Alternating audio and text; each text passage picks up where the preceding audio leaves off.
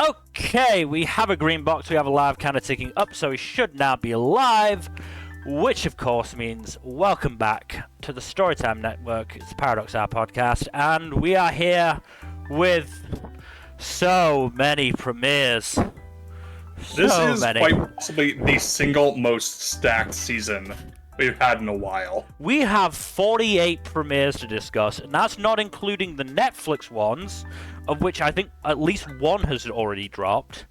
And yes, a girl and her guard dog, because we're not touching that shit with a 10-foot pole. No, we're not. You would have to pay us a substantial amount to do that, and we don't get paid for this. This is volunteer work, baby. But yes, we have 48 premieres, and I think only two of them have not two of them we haven't been able to watch. I think is the total. Yes, there are two big premieres that have yet to air. That would be the Apothecary Diaries and Pluto. Oh, I didn't even include that one. What was the other one then? Bikkurimen. I just didn't get licensed. Right. Rip. I mean, I can probably quickly get Pluto stuff in there. It's near the bottom half of the list, so make that 49 thanks to Jack. I mean, there's no guarantee that any of us will watch it. I'm just mentioning it because it is a... No, if you want to talk about it, we can talk about it. Fair enough. It will not be hard to put in. As I said, if it was like one of the first shows on the list, might be a little bit more difficult, but considering it's down in the P's, and we have basically a full page of our Google Doc worth of shows to discuss before we hit that point. God, oh my God. The list does admittedly include, the carryovers from last season to this season, but at the same time, it still does go for a page and a half, basically. Yeah, even if you take those out, that's at least a page. Yeah. Oh my God, there's so many. Yeah. So Pluto does bear at least mentioning because it is written by Naoki Urasawa. We'll get into it. We will get into it. We'll get into it. We don't need to go through the material now because we won't have much else to say about it. Yeah, we may as well just start now because we have a lot to get through. We're gonna be here for like 30 hours. We are probably going to spend at least 4 hours on these premieres. At least. All right, starting off with 16-bit sensation, Another Layer. This is good. I'm enjoying it so far. Interesting little thing. Interesting premise. Also, if you are at all a simp for old school VNs, you will feel called out by this show. Yeah, because the main character is a simp for old school VNs. Yes. And by VNs, we mean visual novels, if that wasn't clear. Yes, of course. And of course, our premise is that our simp for old school VNs is a, I guess the term's graphic designer for VNs. Who is who is basically stuck in an awful job making illustrations for what was it, Milk-Gnosis or something like that was the one? Milk-Gnosis was name dropped, so that's... Yeah. It's not a proper name, by the way. That's a subgenre. I'm pretty sure. Yeah. I would not be shocked if it was. But yeah, so she's not having very much fun with that. One day, while taking out her frustrations while also talking about her favorite classics with some strange old woman who owns an old gaming shop, she ends up back in time. By 30 years. Yeah, in the frickin' in 1992, the Dark Ages. Mm-hmm. Ye olden days. I mean, yes. I feel like it's the golden era before internet. Yeah. Actually, no. The internet was around in 1992. It was just in its infancy. Yeah. Whatever. It wasn't bad. So the golden age of the internet. Yeah. Yes. Oh wow, the description literally says the golden age of Bishoujo games. Okay. Yeah, Bishoujo games, I believe, are a certain type of VN. Yeah. Just the... I mean, that's pretty Beautiful much. Girl, isn't it, in Yes, Japanese. beautiful girl. Yeah. Also, I just saw the company she's going to join is called Alcohol Soft. All right. Okay. There are a surprising number of video game companies with the word soft in their name. I know that, but Alcohol Soft is an interesting It's certainly something. name. Yeah. So yeah, she will supposedly get a job there, and hopefully fulfill her dream of making some good VNs. There's the question of getting home, because she'll probably want to do that at some point. Will she? I don't know. Have you watched the second episode yet, Nmbr? Not yet, no. Okay, I won't say anything then. Okay. Yeah. Clear how the mechanics of her being time travel work, though. Okay. So yeah, this is based on the first episode at least, it's a pretty fun time, so I'll probably enjoy this. Oh yeah. This was on my maybe to watch list, so I'm glad it's looking good. Yeah. It's worth checking out for sure. Yeah. Yeah. And also one of the many shows in this season that has over a 7 on Mal. So yeah, the average score this season is fucking high. Yeah, it's really high. There are so many 7s. There are several shows that are near or above an 8. Yeah. But yeah, I'll enjoy watching these characters talk about old VNs that are on my list, but I haven't gotten to yet because that shit's long. I'm pretty sure Canon was like prominently featured. Oh yeah, Cannon's. Yeah, that's a big one. Canon's one of the oldies. Yeah, also on the list. Bitches do love cannons. But yeah, looking forward to more of this. Seems pretty fun. Also, the first episode, the aggressive gacha game ads all over the place. Oh my God. I recognized all of them, and I felt called out by some of them. Gee, I wonder if this is an Aniplex anime. Fate Grand Order, 2 ads of Magia Record. One of them is for a very recent thing that they just added to the game. So they planned this shit out. Record English. Yeah. Oh my God. So yeah, it's. Yep. I doubt we'll be seeing many more of those, or maybe we will. I don't know. We might, but, depending. Yeah, but just I mean, aggressive shilling of your own shit, but that can be fun. But it's just there's so much of it. Felt meta enough that it worked for me. Yeah. I mean, I'm now imagining like one of the main characters' co-workers just coming in and going, "Hey, I've heard of this great new thing. They're called mobile games." No. It's too early in time for that. I know, unfortunately. but just imagine playing like a fucking gacha game on one of those bricks of a phone. If she finds a way to charge her phone, it's over. If that shit somehow magically works in 1992, it is over. Yep. All right, but yeah, we should probably move on. Yeah, from of course. one crazy show to another crazy show. All right, Yeah. let's move on to the shows whose name I'm probably going to dislike most saying. Moving on to the 100 Girlfriends Who Really, Really, Really, Really, Really Love You. That is You do 5 not have really. to say the full title every time. No, I pretty much do at this point. Yeah, you have to. It's not optional. Yeah, I've set my stall out by now. All right, but the 100 Girlfriends for short. Absolutely zany show. Too zany? I don't think so. It is by genre an absurdist gag comedy with a harem rom-com hat. So I feel like my big issue with the show was that we got too many of those big reactions, you know, like, and so they kind of lost their luster by about the midway point, I would say.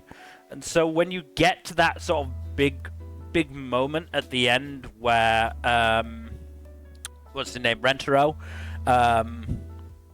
does go and say, "Hey, I want to date you both," and you know the two girls react.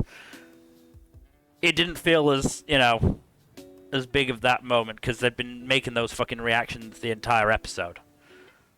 Oh yeah, no, it gets substantially more diversified in the reactions as the series goes on. Remember, pilot chapters are almost never the strongest part of a manga. But yes, no, this show is pretty insane, and it's only going to get more so. I mean, I between that and I don't feel like the jokes were paced well enough. Like, I get the wanting to chuck in a gag a minute, but they really needed to let some of them breathe. Mm-hmm. No, that's fair. Like, I will say the fourth wall break from God did get me to chuckle. Also, the fact that he fucked up Rentaro's soulmate sheet because he was watching a Ghibli movie is very funny. Yeah. But yeah, I do appreciate that this show is just goes all in on, like, you know what harems don't do enough? Go the poly route. Yeah, I appreciate that. I wish they hadn't couched it in, oh, so you're gonna be two-timing us? Because that, That goes away after Okay. a bit. It's just like... It just stops calling it two-timing. It's just like, they're all one big family, basically. I will say, like, in terms of insanity, Hikari and Kurane are some of the... well, calling them less unhinged isn't really accurate, but they are not as unhinged as some of the later girlfriends. Alright, my last gripe is kind of the big one, is probably going to be the one that stops me from watching more of the show. Mm-hmm. Two of the cast members who I assume are going to become girlfriends look very, very young. I know they aren't actually, but they look it. What were the names on them? Kusuri and Shizuka. Shizuka is in the same grade as Rentaro and the rest of them. Kusuri's actually older. The reason she looks so young is No, I spoiler. know. I did look at their character pages on Mal, but they look young. It doesn't change anything. Yeah. I will say, neither of them really gets sexualized all that much, and also, Kusuri is just plain fucking unhinged. Can you understand why I have trouble believing that based on this first episode? I understand, but again, so Shizuka is the wholesome one of the first handful of girlfriends, so she doesn't really get any of that attention the way that Hikari and Kurane do. And again, you'll see more if you continue watching, but Kusuri is just plain unhinged. I will not go into detail about her because it's more fun for people to find out on their own. I mean, it's possible it's better for you to just tell me if I'm... She's a mad scientist. Right. And quite possibly still the most insane member of the family, even this far into the manga at 26. But yes, Okay, it's very... so 100 Girlfriends is getting an English dub. Oh. Yes. So that might save it. Is it... I don't think it's a simuldub, is it? No, it is not. The dub is not out yet. Okay. But if You'll there's- probably be if the- behind me then. Yeah. I'm behind you anyway. Yes.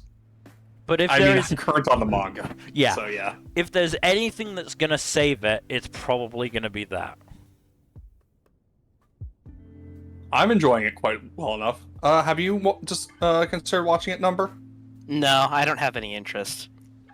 Okay, that's fair. With harems, you gotta commit to a girl. I don't care. If I lose, I'd rather lose than win that way. Commit to a girl. So you're into harem shows for the competition aspect of it. Exactly. And 100 Girlfriends is just not playing that game for you. Yeah, exactly. Plus, some of the humor doesn't seem like something I'd appreciate. So, As I said, fair enough, I suppose. it's a lot of over the top reaction stuff. yeah, that's not really my cup of tea. It is very much an absurdist gag comedy, so yeah. No, And it's I- not going to and be for everyone. I appreciate that. I can definitely understand why a lot of people enjoy the zaniness of it, but I'm not really I'm my not. thing. I'm not saying 100 Girlfriends is bad for going that route. I'm just saying it's not really. It didn't really grab me. Yeah. The other thing, does Friend A come back? He has not come back as of yet, to It's my a knowledge. he. I think so. They definitely had a feminine voice actor. There has been some theory crafting that Friend A will come back, not as a he, but that's I still hope theory so. I crafting. liked Friend A, and I was disappointed when they left. So Friend A is specifically called Friend A because the character is a one-shot character for the pilot, and that's it. Yeah, and that's kind of why I was disappointed. Like, yeah, they're not going to show back up again, are they? Which is kind of sad because I liked them. Kind of just. And I feel like Rentaro could do with a friend that isn't either God or, one of the many, many girls that's going to marry him. No, that's fair. I get that. At the same time, though, it is very much not the focus of what the show is about. Like, I understand they don't want to add in another character that they have to pay attention to when they're already going to have to pay attention to 101 characters, but, Yeah, no, they it's set very much their something stall like. out on that, but at the same time, we can always do with a break sometimes. I get that.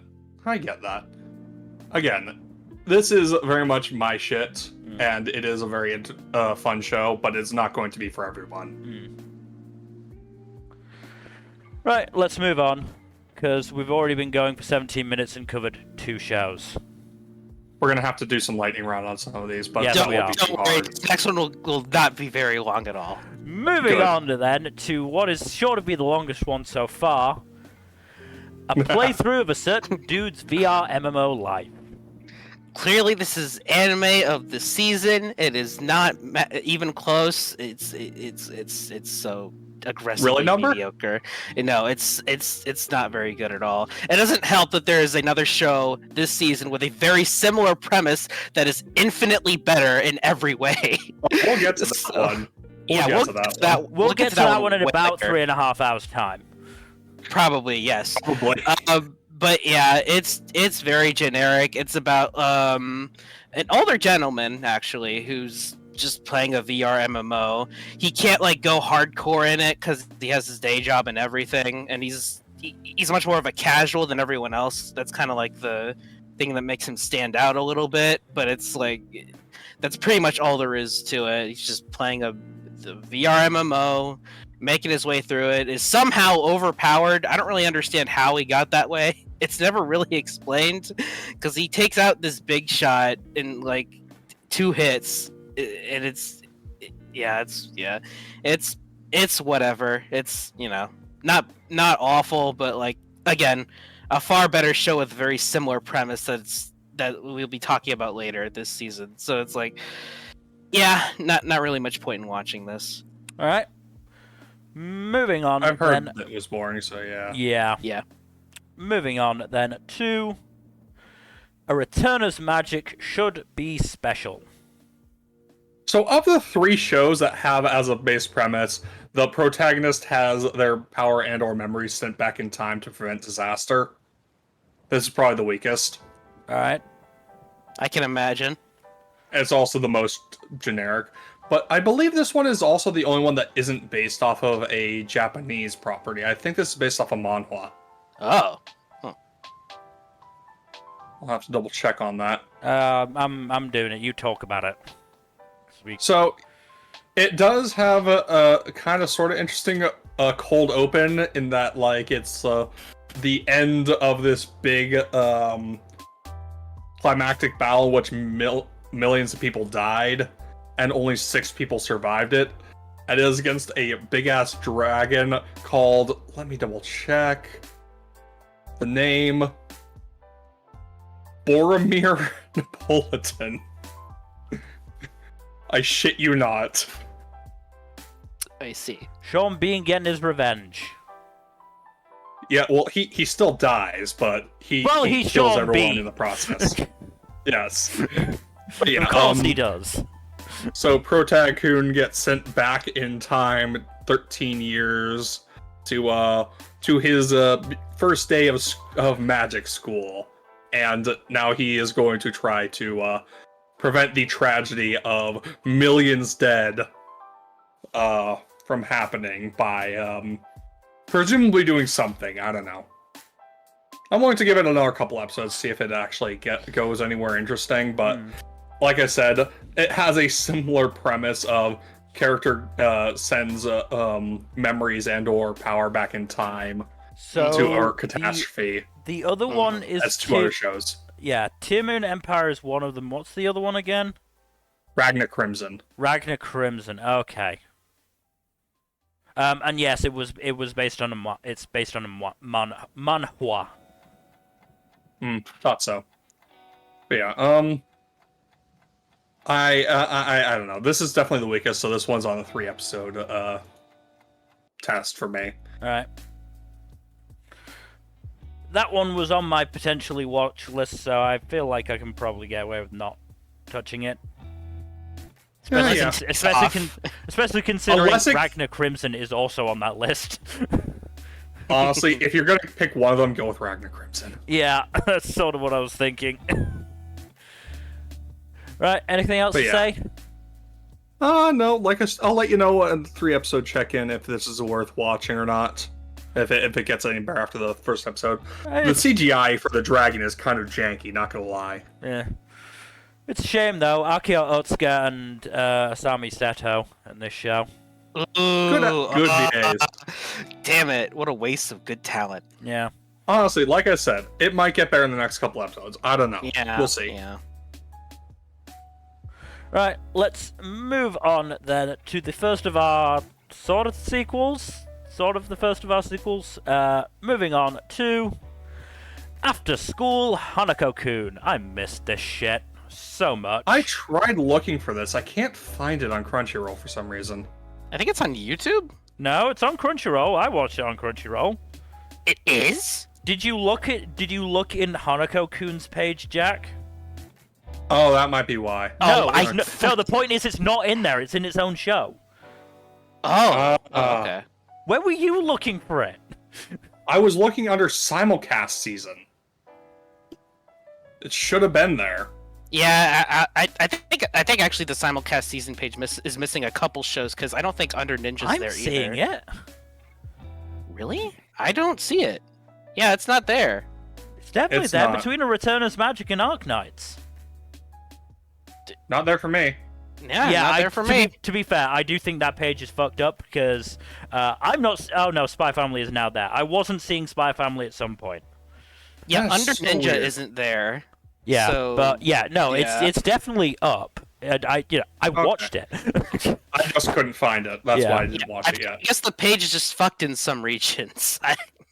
Well, my favorite segment was the second one because the Mocha decide they want to be a wonder. So first they try and assassinate Hanako, and then then Yashiro convinces Hanako to give them a job interview, and in turn they say they want to destroy the school, they want to destroy the world, they want to destroy the school so they can start a candy plantation on top of the school run by the humans.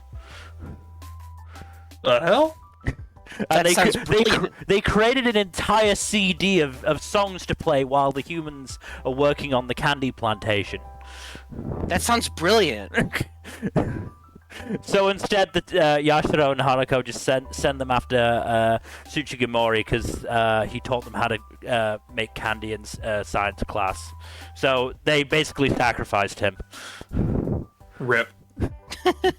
But no, that segment was so funny because it's just the Moke's cutesy little voice going, "We want to destroy the world." That is very funny. Yeah, and this is more Hanako-kun stuff, this is definitely like I didn't realize that there is actually a spin-off manga this is based off that is just fun little side bits. So I don't. That's neat. I don't think I'm gonna get my wish of them covering the arc they skipped, but this is still fun.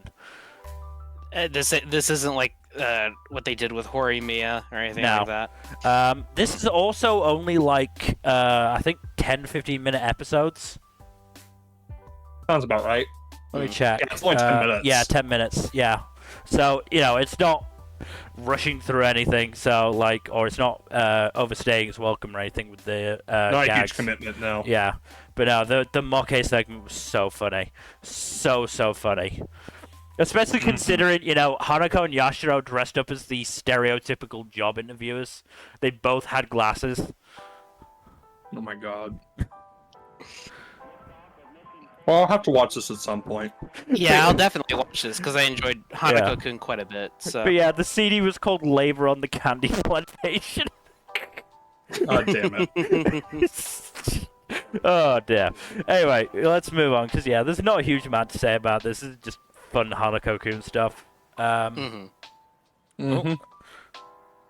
got fucked up somehow. How did that get fucked up? Oh. Why was Hanako-kun so much smaller? There. It doesn't matter, I'm switching over to it, but it's the principle of the thing. That shouldn't have happened. Anyway, let's move on to the show that has not aired yet, which is the Apothecary Diaries. And it is a shame because this looks fucking good. Yeah, no, everything from the PVs to what I've heard from source material readers tell me that this is like absolutely classic top tier stuff. When does it air? Next Saturday. First 3 episodes all drop at once. Oh, okay. Fortunately, it's between this one and the 3-episode check-in, so we'll have enough time to watch those 3 episodes. Nice. But yes, it's by Studio OLM, who, after the massacre that was on 100, will probably be feeling kind of happy about themselves right now.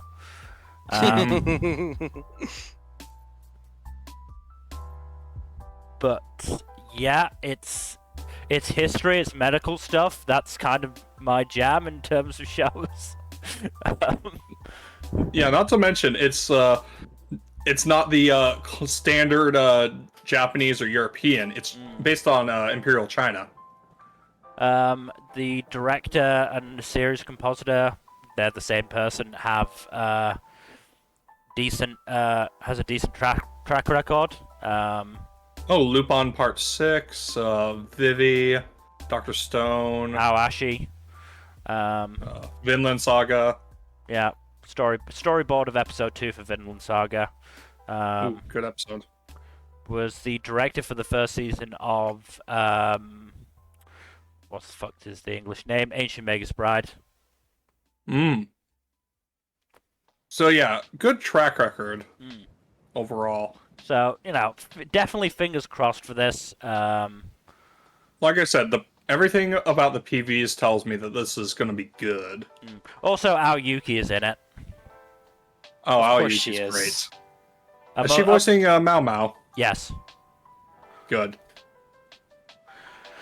But yeah, let's move on then. Can't linger too much. Moving on to Berserk of Gluttony.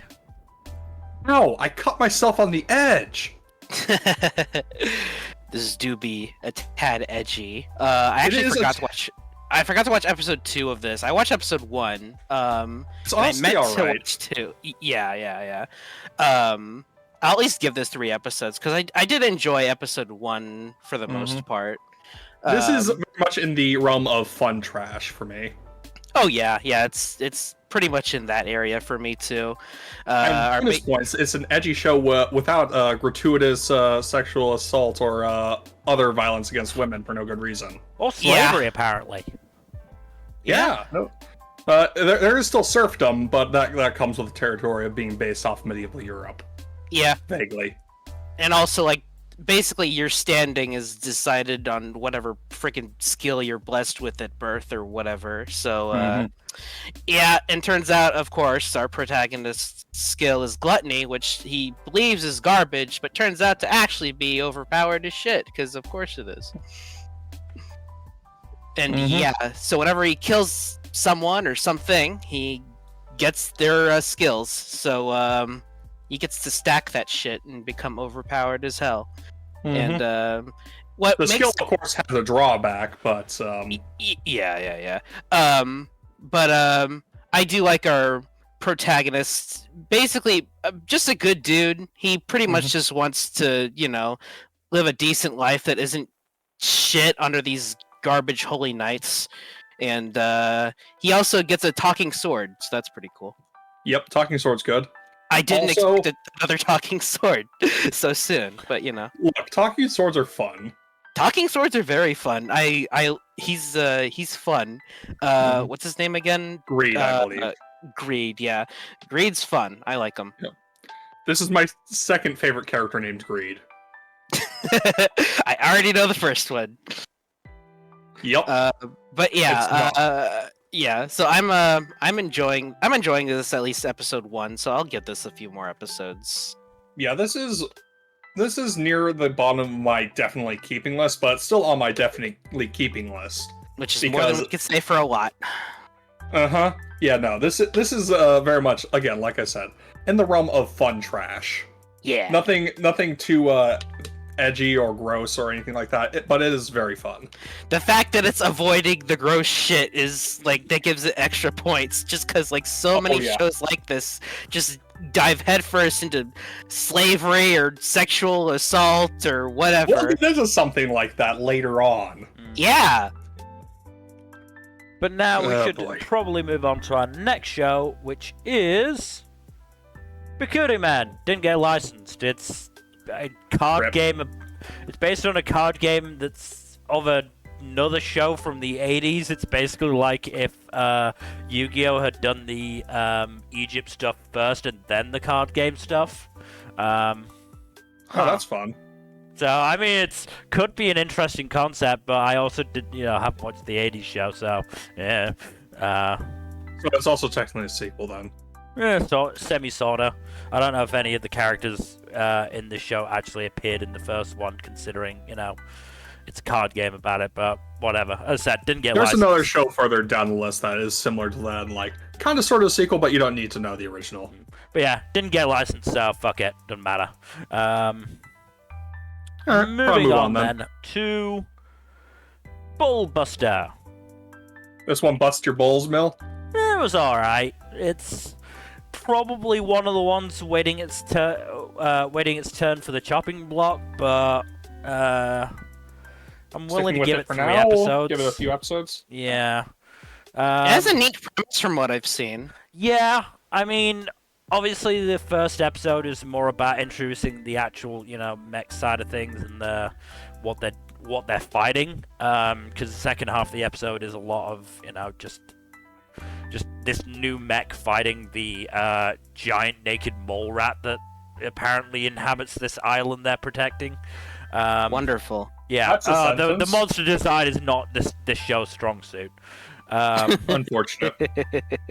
I mean, the gag in the middle that is clearly what the show is going to be about was the protagonist Okuno was set to head out in his handmade robot, well, maybe not handmade, but hand-designed robot, and fight the good fight. And then the accountant steps in and says, "Hey, you got to sign your employment papers first."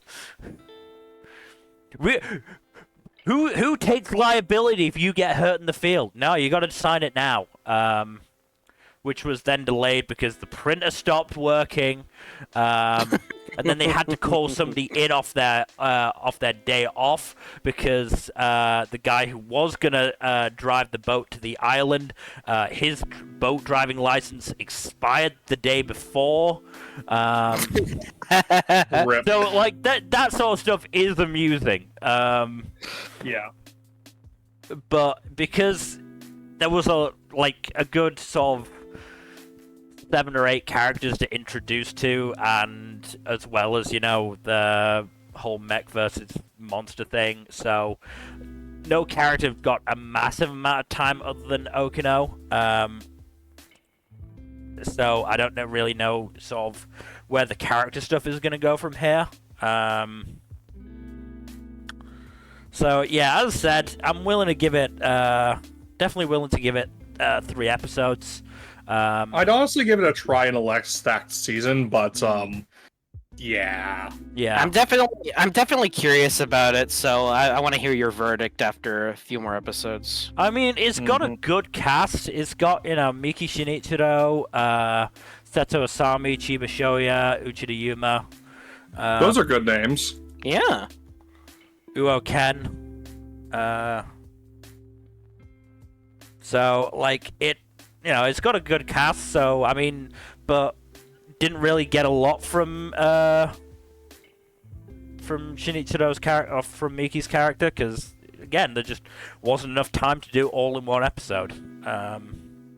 Understandable. So, I guess we'll see. As I said, I'm definitely willing to give it 3 episodes. Yeah. It definitely earned that much, at least, but we'll see.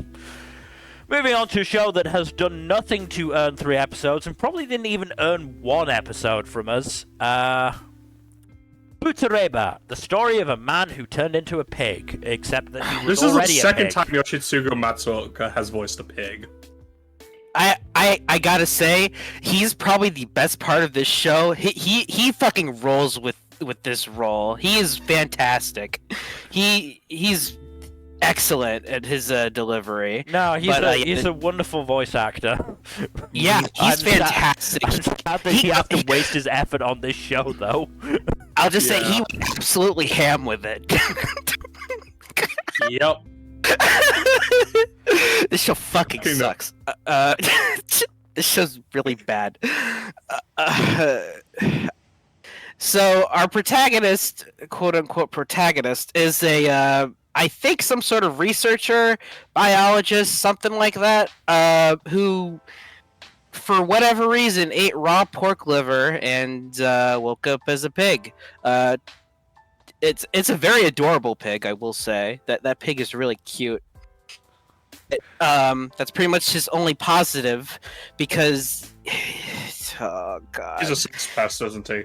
He pretty much. I mean, his only saving grace is that he doesn't act on any of the things he says he wants or thinks. But yeah, it's half of what he says is pretty much saying how pretty this I forget how old this girl is. I think she's like 16.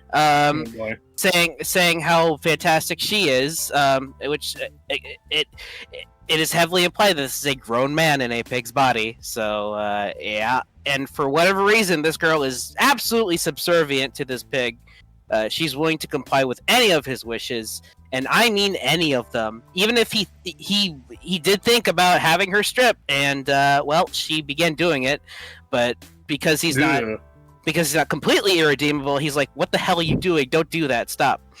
But yeah, that is pretty much the whole first episode, while also kind of establishing like this world a little bit, and also like kind of setting up a goal to maybe get turned back into a human again or whatever. So you think you'll give it a chance to get that far, Number?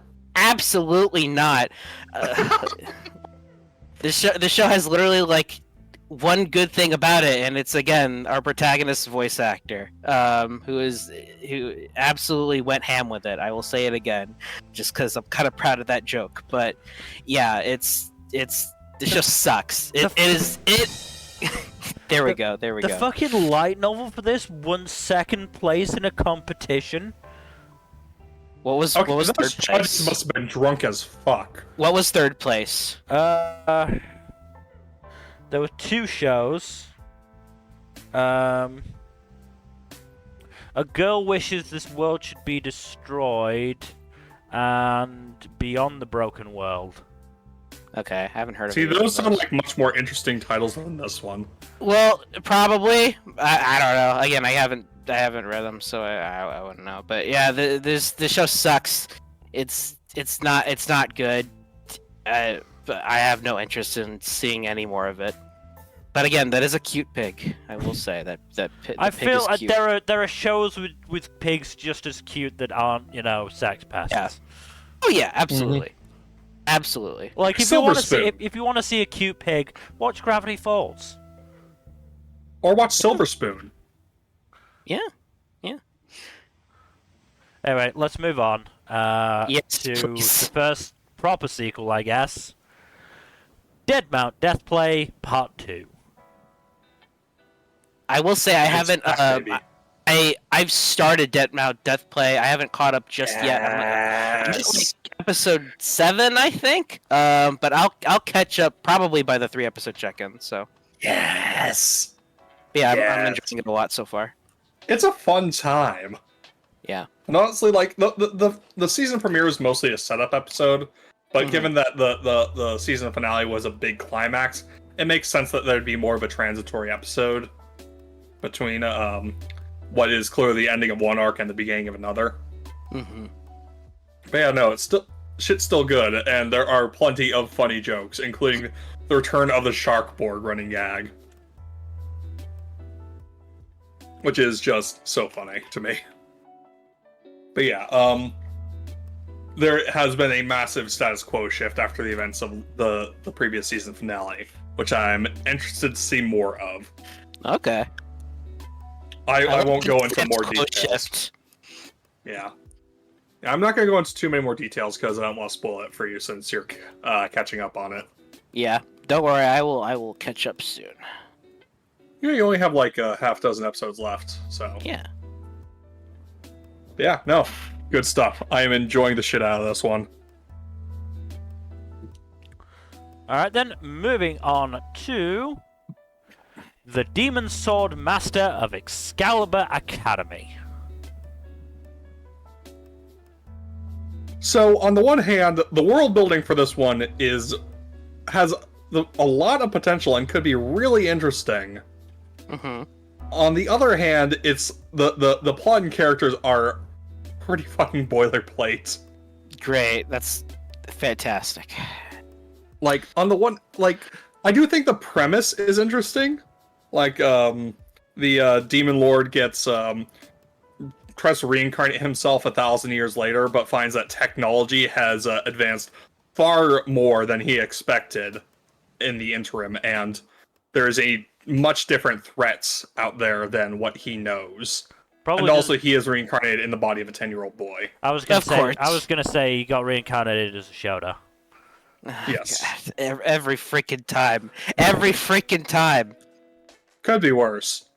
Got it? Yes. It very much could be worse. Yeah. We've seen how it can be worse. Do they sexualize the Shota? Not really, no. Then yes, it could be worse. But yeah, what was the one you had to watch, Jack? Vermilion Gold? Oh, fucking hell. I'm shocked that you remember the title of that, Mill. I always remember things that I can, make people suffer with. No, that one was just... But no, this one, like... The worst it gets is one of the girls giving him just scrubbing his back in the bath, and that's it.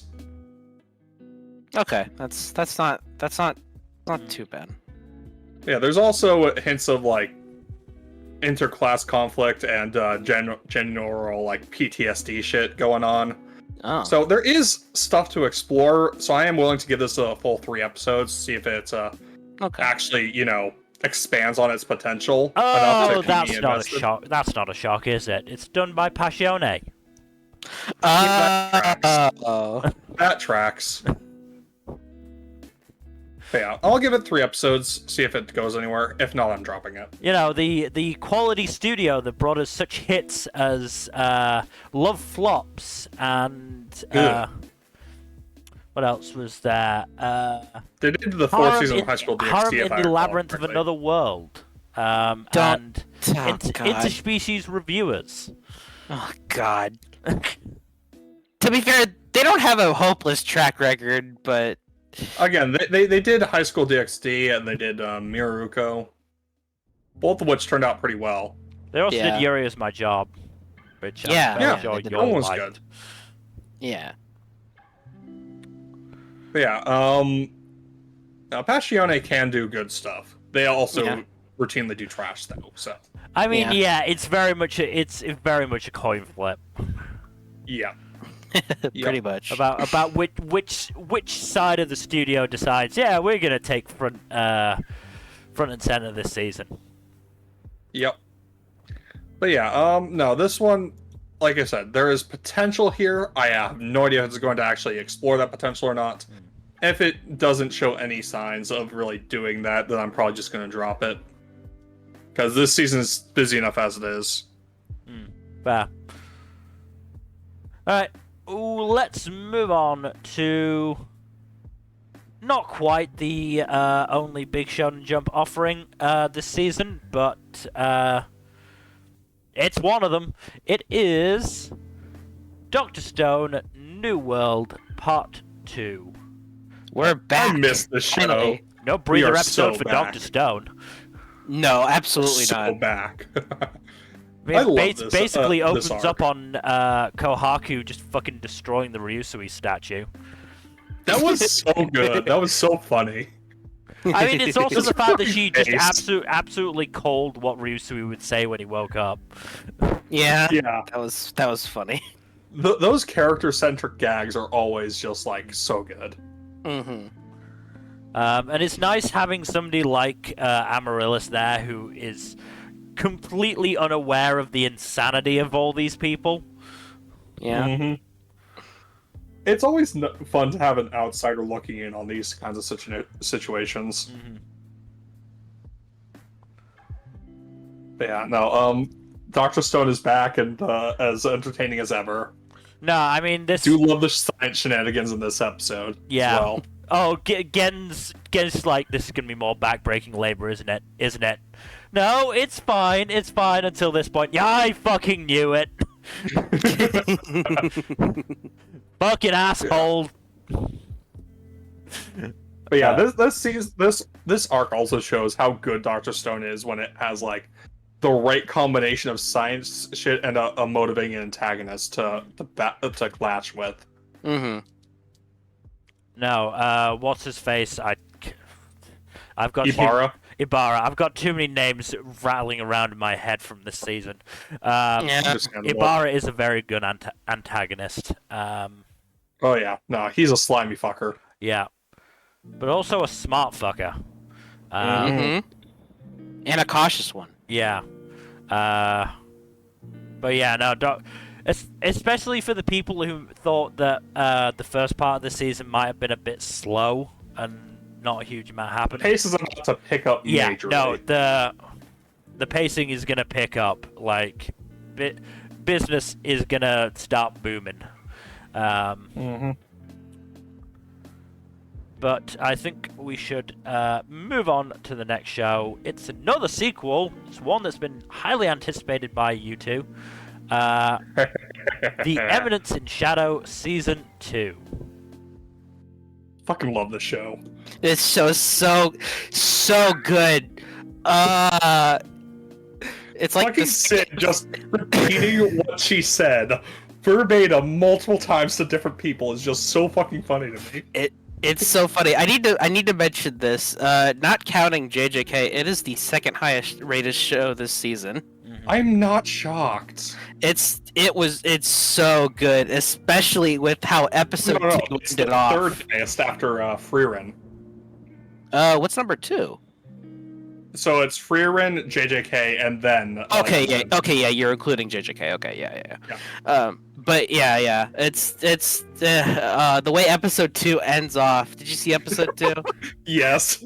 Oh my. Oh my god. What a mad lad. He's like, I should take care. I should take care of the bad guy before the protagonists get here. So he literally does just that. He just destroys the antagonist while he's making his final speech and reviving the Blood Queen. So it's like, what the fuck? Yeah, no. But the supporting character interactions have also been fun. Like, yes. Like Beta meeting Claire and Mary was very interesting interaction. Mm-hmm. Also, I do like Claire and Mary's dynamic. It's pretty neat. I do too, but I also just find it hysterical that Claire is under the impression that Sid was the one who got kidnapped. Yes, that is so funny. Sid would never smile. What does that say about your relationship with him? Oh. Yep. Also, just absolutely hilarious that she is cradling a dead body that she thinks is Sid, and is like, the moment it's like, oh, that's not your brother. Oh, right. Just tosses it aside.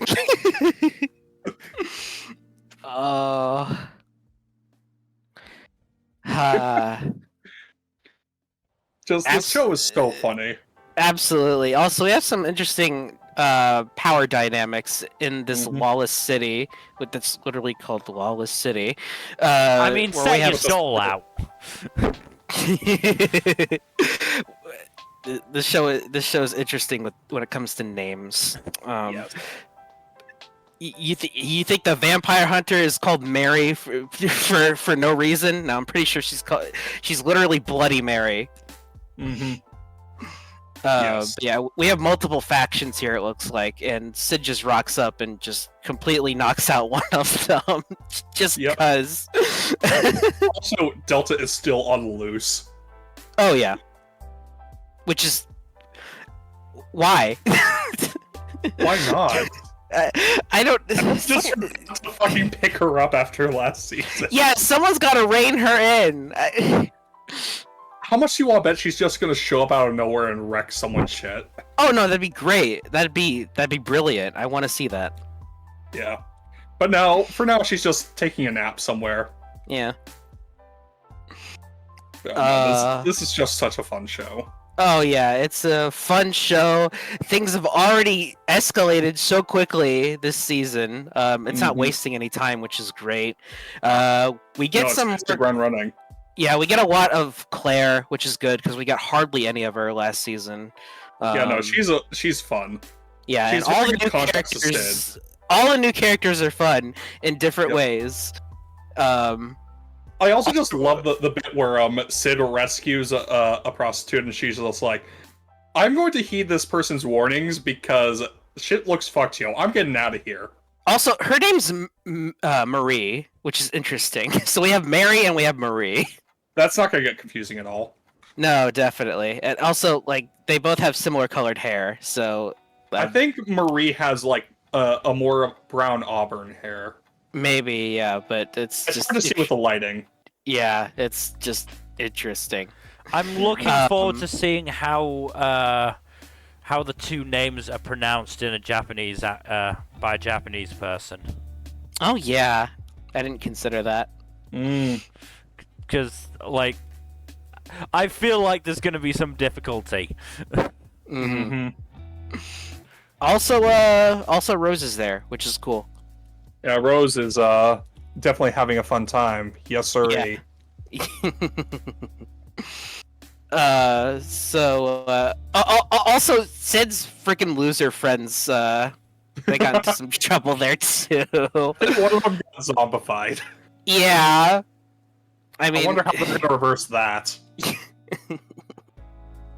Probably some bullshit.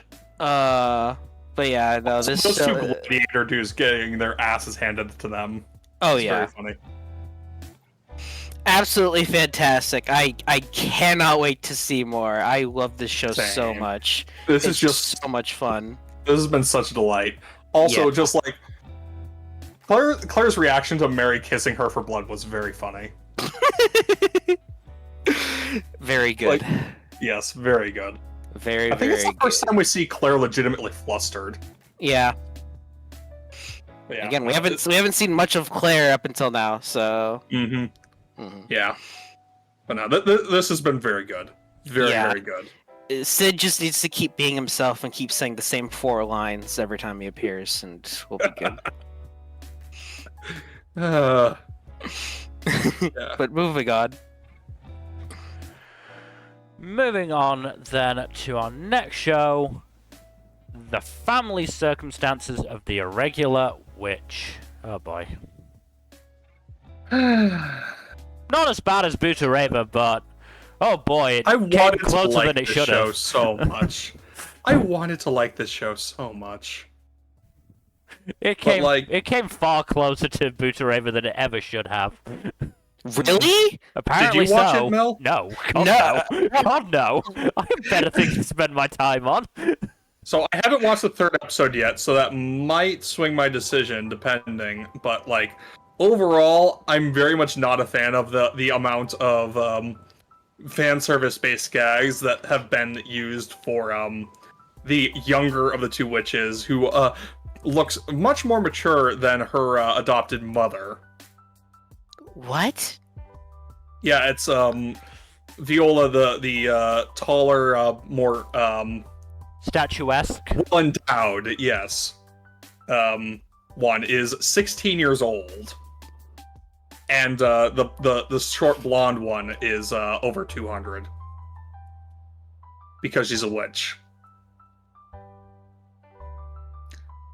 And yeah, a lot more fan service gags around Viola that I'm comfortable with. I have a soundboard that I wish I'd included now, but oh well, it's too late. Too late for that. Yeah. Oh well. And considering are we going to be talking about this show for the 3+ episode check-in? I haven't watched the 3rd episode. I want to give it that chance just because I do think that there have been some good gags. And I do appreciate some of the supporting cast have been pretty entertaining. But I don't know if it's going to be enough to really save the show for me. I'll give it one more episode. But like the first part of episode 2, kind of fun. And pretty nice because it shows the Lyra, who is the big buff lady in the background, as like a nice mentor in parenting to Alyssa, the witch, who is the mom witch. And it's like, this is pretty nice. But at the same time, like, a lot of the gags are just not landing for me. And it's in no small part just because, like, a lot of the gags do revolve around either, like, Viola being sexualized, like, accidentally shoving Alyssa into her bosom, or something along those lines, or people, like, hitting on her when she thinks they're trying to go after her adopted mom instead. And it's like, come on. I feel like the way you can make that funny is if they actually are.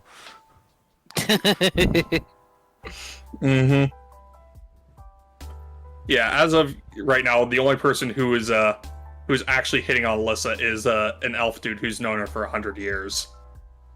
Alright. But yeah, I mean, in terms of like adoptive daughter and parent shows, I feel like there's a better one later down the list. there is. Yeah. You want to move on then to a show that I'm guessing you enjoy far more? Yep, let's move on. Moving on then to the Faraway Paladin, the Lord of Rust Mountains. I haven't watched today's episode yet, but so far this one's pretty good. I am very much... I've really liked the take on storytelling that was given in the premiere episode. Like, no matter how long or short your life is, you can live on through stories. And that's why storytellers do what they do. Because they want to not necessarily achieve immortality for themselves, but give a lasting legacy for the people, for the subjects of their stories. I think that's really neat. Yeah. That's good. That's a good concept there. Yep. Just good stuff.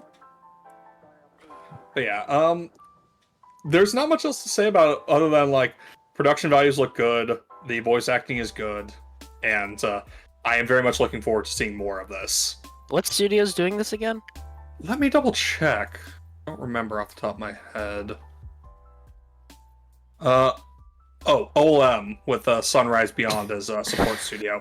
Of course, OLM. Okay. So OLM is also not the only studio working on Apothecary Diaries. It has support from Toho as well. Mhm.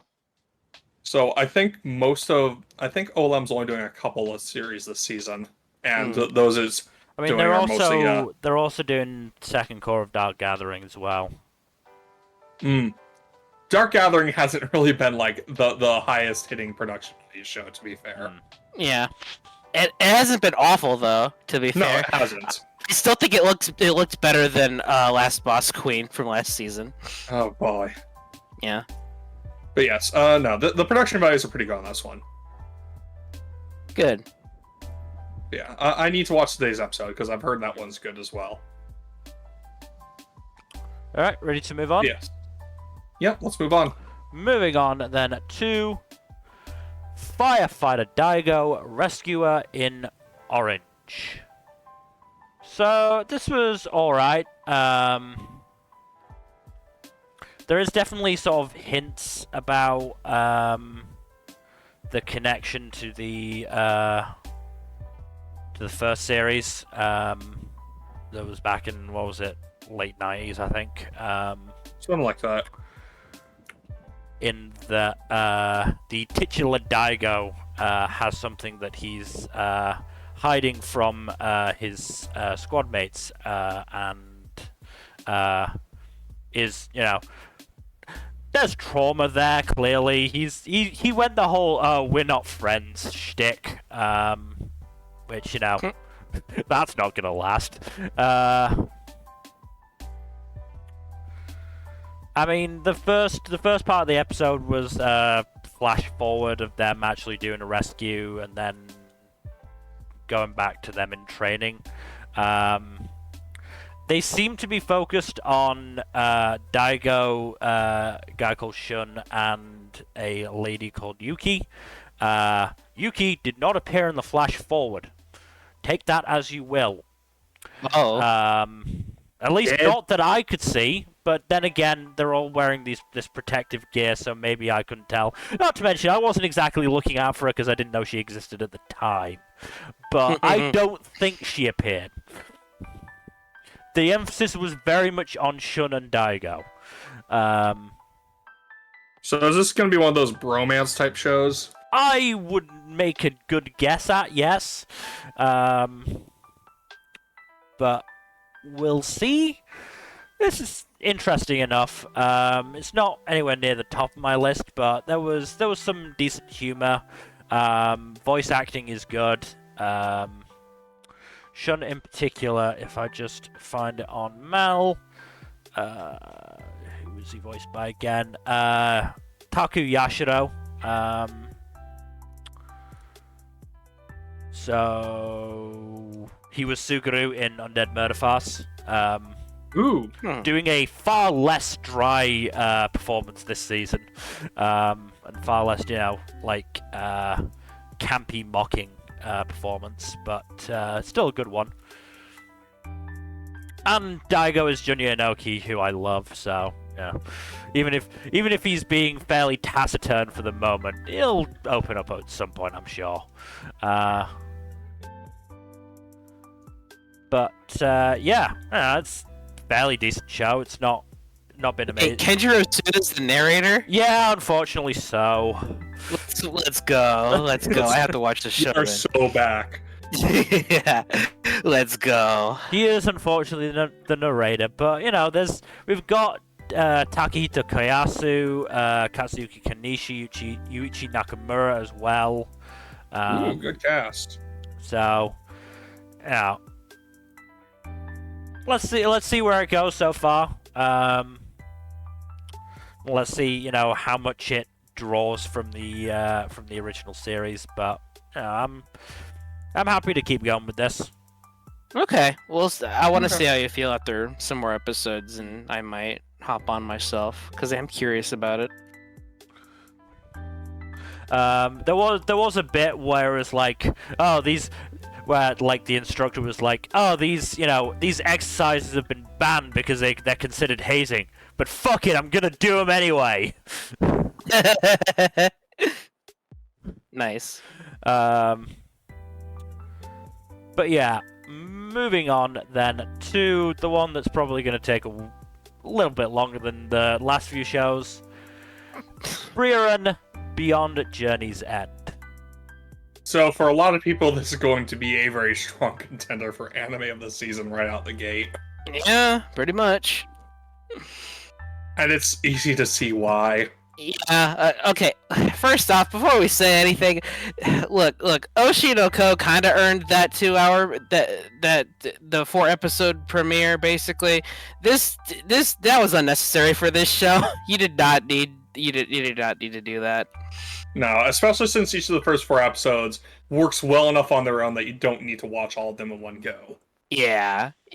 I mean, don't get me wrong. The only reason it's great, but you didn't need to do that. The only reason they did that, I'm pretty sure, is so that they could get to 28 episodes, because I'm willing to bet they want to get to a specific point in the manga as an end point for the season. Probably. You're a filthy source reader, aren't you, for this one? I am not, actually. I've only read the first volume. I've only read the first volume. I have not read more. I think that I started reading it at a time where I was getting really busy with other things, so I kind of just put it on hold for a while and just never picked it back up. Fair enough. I almost read it after Garnt's video, and I probably will read it after the season's over. But yeah. Yeah, no, it's very good. I will give it that. It's very good. It's very, very good. Very pretty. I have trouble finding fault with this premise. I mean, it's a very strong premise that lends itself very well to an adventure-type story. Yeah. Not to mention the cast is great. And of course, the flashbacks we keep getting to her party members, and it always loved to tug on your heartstrings a bit. It's like, okay, it hurts so good. It hurts so good. Okay, you know, all right. But yeah, it's very, very good. I also like Fern as well. Fern's real good, yeah. Her and Frieren have a very nice dynamic. I do like the bits where Frieren's just being silly. Like whenever she wakes up, she has the goofy face. Yeah, no, it's great. Yeah, no, this is a very good show. Yeah, it's good to have a strong fantasy offering that doesn't have that you don't have to make compromises for. Not to mention, like, as I said, the cast is good. I really like the world building we've gotten so far too. Oh yeah, like the episode on killing magic was a really interesting bit of world building. Yeah, that was so cool. Cause dude, this guy, this high up in the Demon Lord's army, made this incredibly powerful killing spell. They managed to seal him, and then in the time that he's been sealed, they analyzed it, dissected it, and advanced magic all around that spell. So now that's just a common spell that a lot of mages know how to use. I know how to counter as well. Yeah. That's Frieren, of course. That's so good. It's really good. And of course, Frieren offs him using it like an upscaled version of his own spell, which is pretty fucking metal. That's so disrespectful. Disrespect. Yeah, the disrespect. Like, damn. But yeah, really, really good show. Very interested to see where it goes from here. But yeah, I'm enjoying it quite a bit. Strong contender for anime of the season, at least. It is a very good start. Also, both the opening and endings are just fantastic. Yoasobi continues to knock it out of the park. Oh yeah. Probably not my favorite recent Yasobi song, but still fantastic and visually it's gorgeous. It's gonna have a hard time competing with Idol. Yeah, I mean it's Yasobi. They just pump out bangers, you know. Every other season for the past year or so, YOASOBI has put out a banger OP. Witch from Mercury, Oshinoko, and now this. Yeah. Yeah. Frieren, very, very, very, very good. Mm-hmm. Oh, one more thing. It's nice that we're getting consecutive 2-core. Consecutive. We are getting a lot of 2-core shows this season. Yeah, but this is consecutive.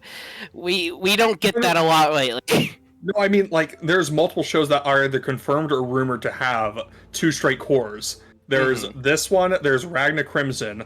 100 Girlfriends is rumored to be 2-core. Okay. And I believe Apothecary Diaries is also supposed to be 2-core. Okay, that's good.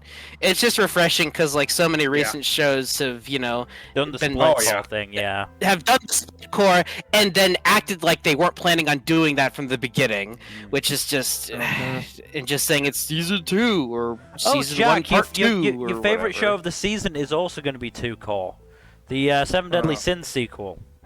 Oh God! Fuck that show. Fuck that show. Also, Firefighter Daigo is 2-core. Firefighter Daigo is 2-core. That's nice. I'll have to keep that in mind just in terms of pacing. And of course, we have some carryovers from last season, namely Jujutsu Kaisen Dark Gathering and Helk. Yeah.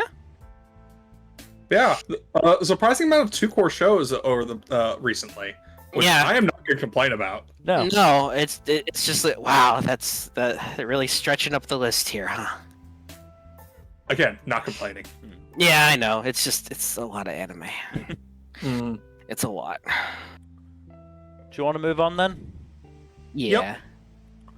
Moving on then to Girlfriend Season 2. They're all idiots and I love them. Every single one of these people is a fucking moron. And somehow the idiocy compounds with each interaction, and it is just so fucking funny. I am convinced that they just are like forming a collective gravity well of stupidity, drawing more stupidity in, and it's just so fun. They're gonna form the idiot hive mind at the end of the show. Yep. Honestly, I do find it very interesting that this is airing alongside 100 Girlfriends, because I was gonna say it's like, wow, these two aren't all that different, are they? The manga started around the same time for both of them, but you can tell that the longer wait time for the 100 Girlfriends anime really paid off for it, because the production values are much better. But this is still a very fun show in its own right. Like, there are very different takes on the whole premise of polyamory as a take on the harem genre. But, like, this one has a much more condensed cast and focus more on everyone being morons and how they bounce off each other like that. 100 Girlfriends is much more zany and absurd. And also, like, it is not remotely realistic. Yeah, I never ended up finishing season 1 for this, and I'm probably not gonna go back to it. But like, I did actually enjoy how the cast bounced off each other and stuff like that. It's something I appreciate is having a smaller cast with a show like this. That's understandable. Sometimes having a small cast helps. Other times having a large cast is also very fun, especially when there's so many varied dynamics amongst the cast. But yeah, a small cast can work well too with this kind of premise. But yeah, no, fun times. Yeah. All right, moving on to less fun times. Yes, good old Slayer of Goblins. Moving on to Goblin Slayer Season 2. Did this season start out with a rape scene? Hope not. There's only like a brief flashback to the beginning of Season 1, but it's not really remotely as bad. It's just like oh hey, Priestess remembers all the shit that happened at the start of her adventuring career, and now she's tutoring another rookie who has a connection to that party, as a matter of fact. Oh, okay. Yeah, the rookie is actually the younger brother of the mage who was killed in in her first party. Oof. Yeah, and so he wants to kill goblins in revenge. Well, wait till you tell him what this show's called. Yeah, no, he specifically seeks out Goblin Slayer to learn from him, and Goblin Slayer's like, nah, dude, you're way too hot-headed for this shit. You are not going to learn from me as long as you have that attitude. And of course, like, the very first time he goes on an adventure, he Leroy Jenkins it.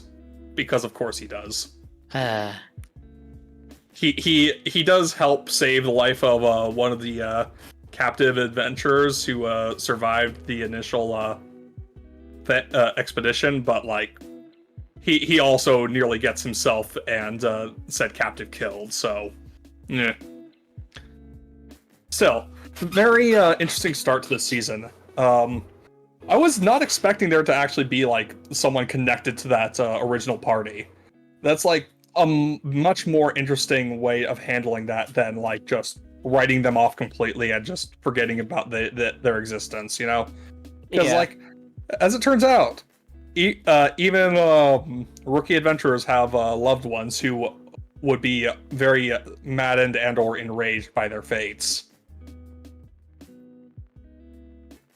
Yeah, this could prove to be a very interesting arc, I think. Cool. All right. Yeah. Move on. Yep. Moving on. Moving on then to the show that, frankly, we all expected the worst of, but actually turned out to be decent. We move on to I'm giving the disgraced noble lady I rescued a crash course in naughtiness. They really could have done better with that translation, I feel like. That's not a great title. It is a lot more wholesome than the title suggests. Good. It's very much like he's trying to help her learn to enjoy herself and express herself, and you know, enjoy the guilty pleasures in life rather than just like be this meek, subservient person who she used to be. Because she got villainessed, even though she had done nothing wrong. Ah. I love that I can just use villainess as a verb and you understand what I'm saying.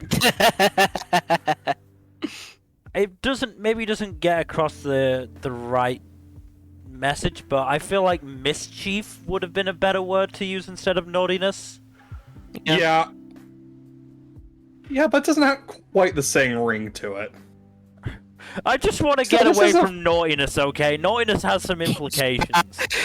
Yeah, you can't. You're right. You can't use the word naughtiness like that. You're right. Especially in a show like this. Look, we all took one fucking look at that show and went, this is gonna be some ecchi shit. This dude's gonna be a fucking creep. It's gonna be awful. And then he turns out he's actually not a bad dude. Like, the one gripe I have is that, like, in the first episode, he threatens to inflict a suicidal spell on himself just to get her to indulge in a guilty pleasure of eating sweets for dinner. And it's like, bruh, there were better ways to do this, come on! It winds up crossing the line twice, but still. Of the shows I have on the 3-episode test, this is probably the most likely to pass. I'm kind of intrigued, and I kind of want to watch this. We'll see. We'll see Give how the first I episode a try at the very least. Yeah. I think it's worth giving the first episode a try. It's pretty delightful. We'll Aside see how from I her do. shitbag fiance being a shitbag fiance, but you know how it is. Yeah. Glad to hear it's actually pleasant. Yeah.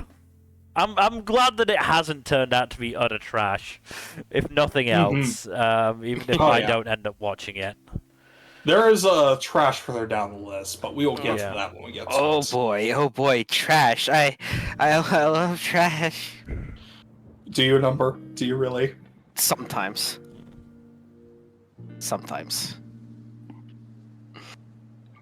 Moving on then. Are you okay to move on, Jack? Oh yeah, I'm good. All right then. Moving on to another big show of the season. It is I'm in love with the Villainess. So I think this is a show that was definitely enhanced in my mind by watching it dubbed. Oh really? It does have a simuldub, yes. Yes. Especially Lindsay Shepard as Ray just put in the perfect performance for the character. I've been watching it subbed, but I've heard clips of the dub and it's pretty good.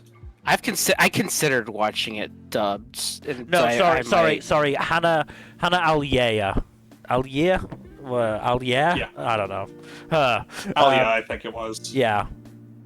She's Ray. Sorry, I got mixed up. Yeah, I remember Shepard is one voicing, name as I was Claire. looking to get the cast up. I was like, I think that was it. Yeah, but whatever. No, both she and Lindsay Shepard as Claire putting in a great performance. Lindsay Shepard has the Ojo-sama laugh down fucking pat. Ooh, nice. The Ojo-sama laugh is so good in this. Yeah, no, this is So, I will say I've seen a lot of people on the fence about this one because of like the initial couple episodes with Ray's general behavior. I've read most of the light novels. It gets a lot better. This is like the roughest bit of the story. So she's walking a thin line, but Yeah. she hasn't done anything, you know. I would say crossed any lines, I don't think. I would say the one time she crossed the line was the going to the bedroom one. Yeah. I would say Probably. that. I Even would then, say though, that's she doesn't- probably the only one I would say would cross the line. Yeah. Ray has issues with boundaries, but she overall has some very clear lines she doesn't cross. And the episode makes it pretty clear that she has some ulterior motives to what she's doing. I won't elaborate on what those are because that's spoilers. But Yeah. this is still very good, and there is a reason it is very beloved amongst Yuri fans. It's just the first 3 or 4 episodes do have a bit of the roughest stuff in the story in them, so just be aware of that. I do think the series needs to, move past the basically the one gag of the episode of Ray's a kinky bitch and Ashley likes Claire's bullying. Which is very funny, but it's not. You can't sustain a show on it. Yeah. You have to It is move past very it at some point, but it is very funny. There is a lot more to it. Just trust me. If you're gonna step on me harder. Honestly, I do love the whole bit of Claire being completely just poleaxed by Ray being completely into all the bullying. Yeah. Just completely fucking caught off guard by it. But yeah, no, this is very good, and I can promise that it only gets better. Good. Now, I enjoyed episode 1 enough, so. Of those two shows, this and 100 Girlfriends, this definitely came out the better in my mind. Again, maybe that's because I watched it dubbed. I don't know. I mean, you do have a bit of a dub bias, I know. It's not necessarily At a least in dub some bias, cases. but a good dub helps. I'm just a No, Yuri you're right. junkie, so.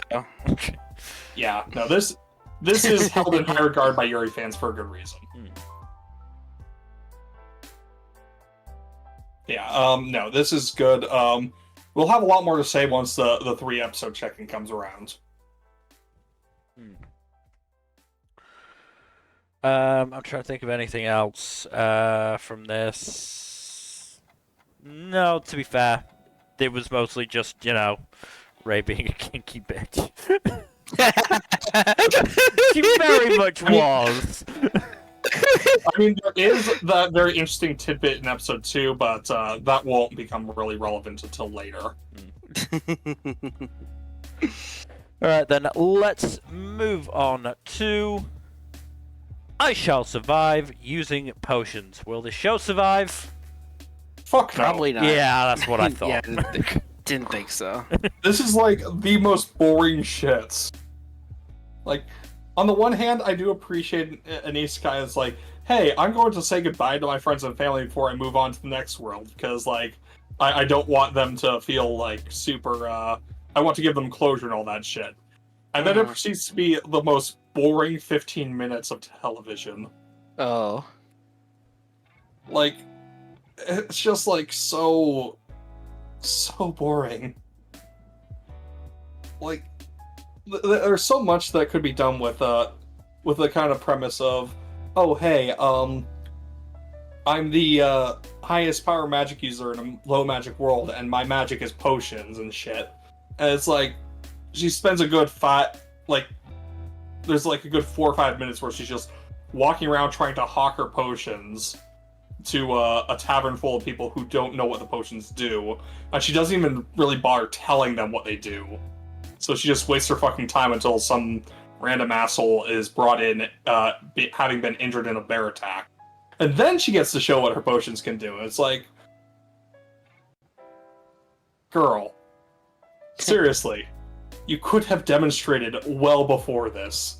Come on. I mean, just break somebody's leg yourself. Hell, stab yourself in the arm. See how that works. Yeah. Really show the trust you have in your potions. Exactly. But no. And, like, there is also the interesting angle of, hey, the nobility has found out about this rare magic user, and they try to hoard her, and oh no, she's escaped. She escapes immediately, with no issue whatsoever. Come on, have some tension! Come the fuck on. Yeah, no, I dropped this. Well, speaking of speaking of shows that got dropped, we move on to KamiErabi God.app. I've heard this one's kind of trashy. Yeah, well, there's a scene where a dude jerks off on screen. Oh, nice. Why though? Because his crush told him to. Oh. And then his crush tried to kill him. Oh. Okay then. Yeah. Not what I was expecting.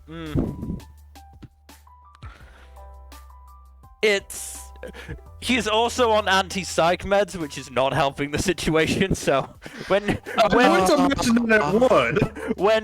this mysterious being pops up and tells him he's been entered into a competition to be God, he doesn't exactly believe it. Oh no, I remember hearing about this one. Oh no, is this another Your Future Diary bullshit thing? Yes, it's basically Yoko Tara's Future Diary. No. With Okubo doing the character designs. Oh fucking course. I mean, the interesting twist of he can wish for something, but then there's consequences for the world. Like, as I said, he wished for his crush to do something naughty with him, and that erased the hospital he went to.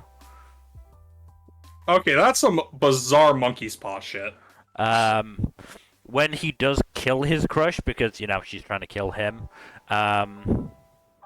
he revives her and asks for all the basically negative karma to affect him, so now he's an outcast.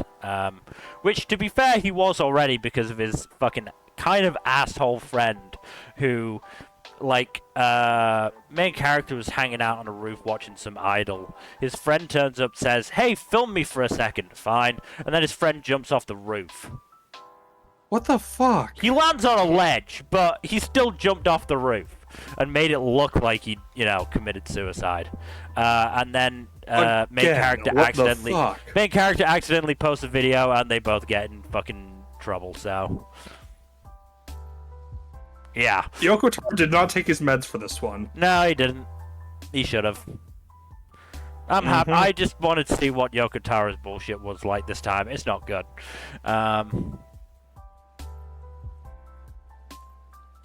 Moving on to... There's not much else to say about this show. There's not much else to say about the show. Moving on to Kawagoe Boys Sing. Late addition to the list because I think we forgot about it because I don't think it had PVs. Basic summation is misanthropic professional conductor is tasked by his grandmother to start a boys' choir at her school, and he proceeds to rope the three main characters into it. One of whom has a voice like an angel, but is performance shy in front of people, but then he eventually gets convinced to. It's not terrible. Hibiki is kind of the worst part of the show so far. The actual, three boys are pretty alright. Fairly novice cast as well, if I remember correctly. Let me just check. The vast majority of them, this is, either their first real work or, they've only done a few things otherwise. Though Subaru Kimura is in this as a Kiss fanboy, perhaps, with a pompadour. He hasn't really shown up yet.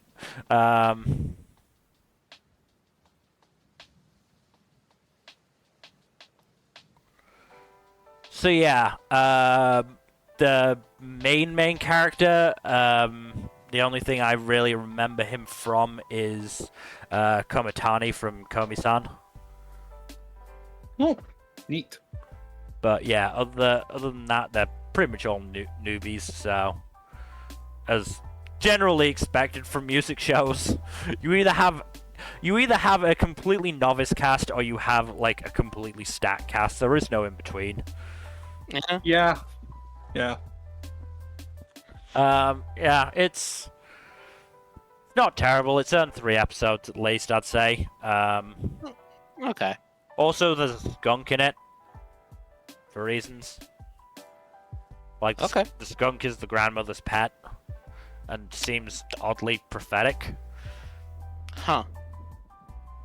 The skunk brought Hibiki to Tenchi's family shop, and then sprayed the 3 boys so that they could get in the shower and show off how they harmonize when they're sprayed with cold water. Yeah. Let's move on, shall we? To a show that is, oh boy, have fun with this one, Nmbr. The Kingdoms of Ruin. Okay. I'm sorry I foisted this onto you. It's again, this isn't the worst thing I've seen. Basic premise is that in a world where witches and humans used to, work together and coexist. Coexist basically, and things were good. And then humans, their technology started developing, and they're like, "Fuck them witches, though," and they just started killing them off and shit. And but why though? Because it's heavily implied that it's mainly out of fear, because the witches are really strong and can do all sorts of stuff. But obviously, that doesn't justify any of the shit they did.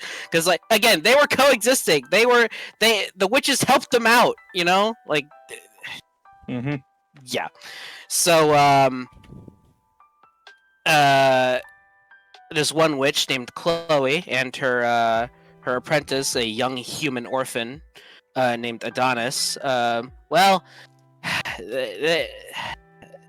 Chloe gets executed by the humans. Now, the way that this is done is that they are forcibly teleported to the center of the city's capital or whatever, and their king or whatever, or emperor or whatever the fuck they call him, strips Chloe in front of all these people, and they use their smartphones to take pictures of her.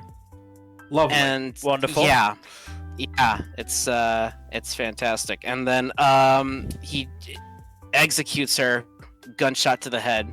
Oh wow. And, Okay. Yeah. Pretty much, yeah.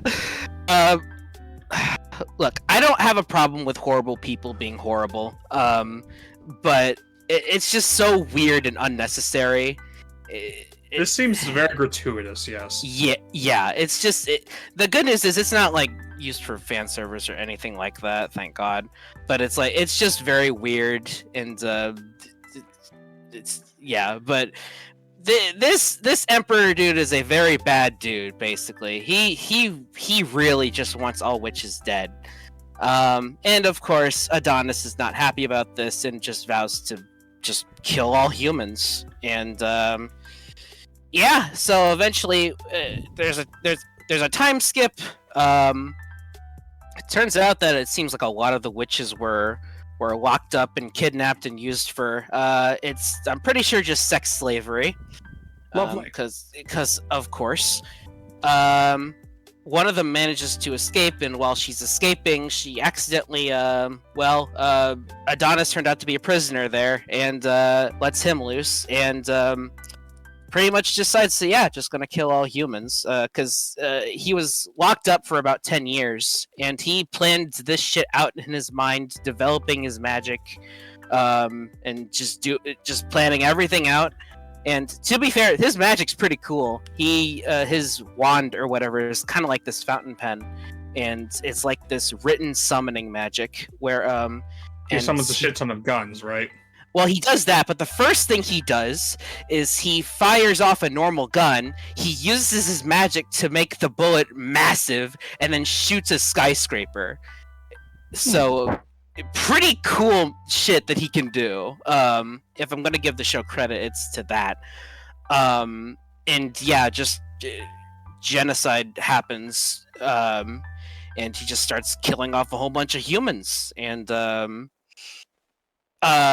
one thing that I do want to credit this show for is that while he's on his little rampage, he summons this giant like mech thing. He does actually show like a bit of like, why am I not feeling any better by doing this? You know, so there are signs that it's like, hey, this shit isn't gonna make you feel better. This shit isn't gonna bring Chloe back or gonna fix anything. So there is at least that hints of that in there.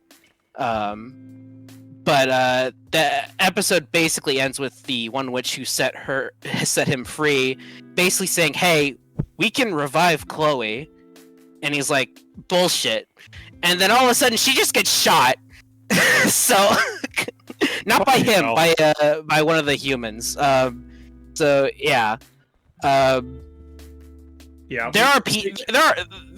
There's a fairly interesting premise here, but it is so edgy. It is incredibly edgy and very willing to do pretty messed up things. So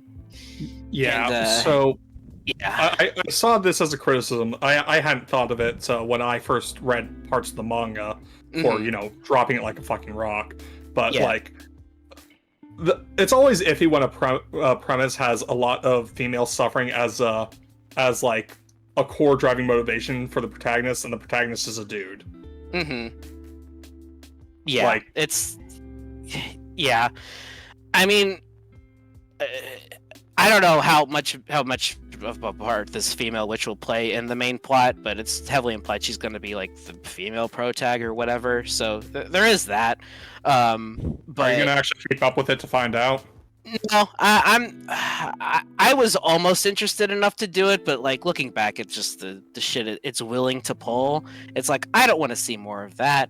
There are pieces of a good story here, but I don't think it's gonna come together like that in the end. So. Yeah, I dropped it partially because it was 3 edgy 5 me, but also just because like so much potential in the premise that was just like squandered on it being an edge fest where Adonis just like murks a bunch of assholes, and it's It's also just funny to me that his name is Adonis. it's such a funny fucking name.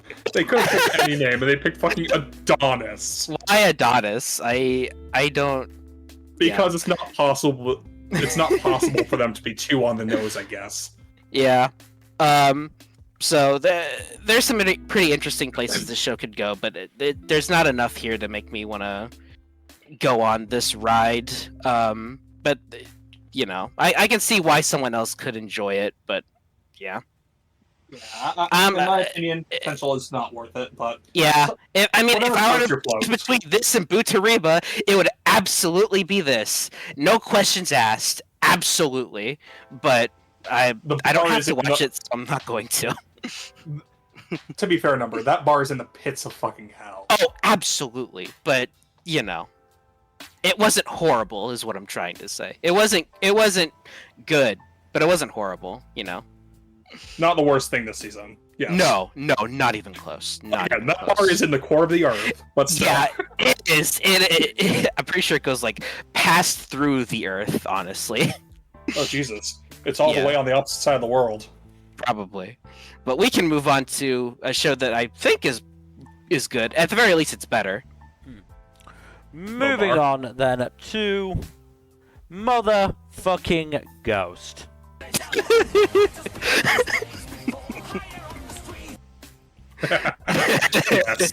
Yes. You beat me to it, Mel. Yeah, I was fucking waiting with that. I had the soundboard opened up. We have multiple racing shows this season, so yeah. Yep. So obviously we haven't talked about Overtake yet, but I watched that and then this.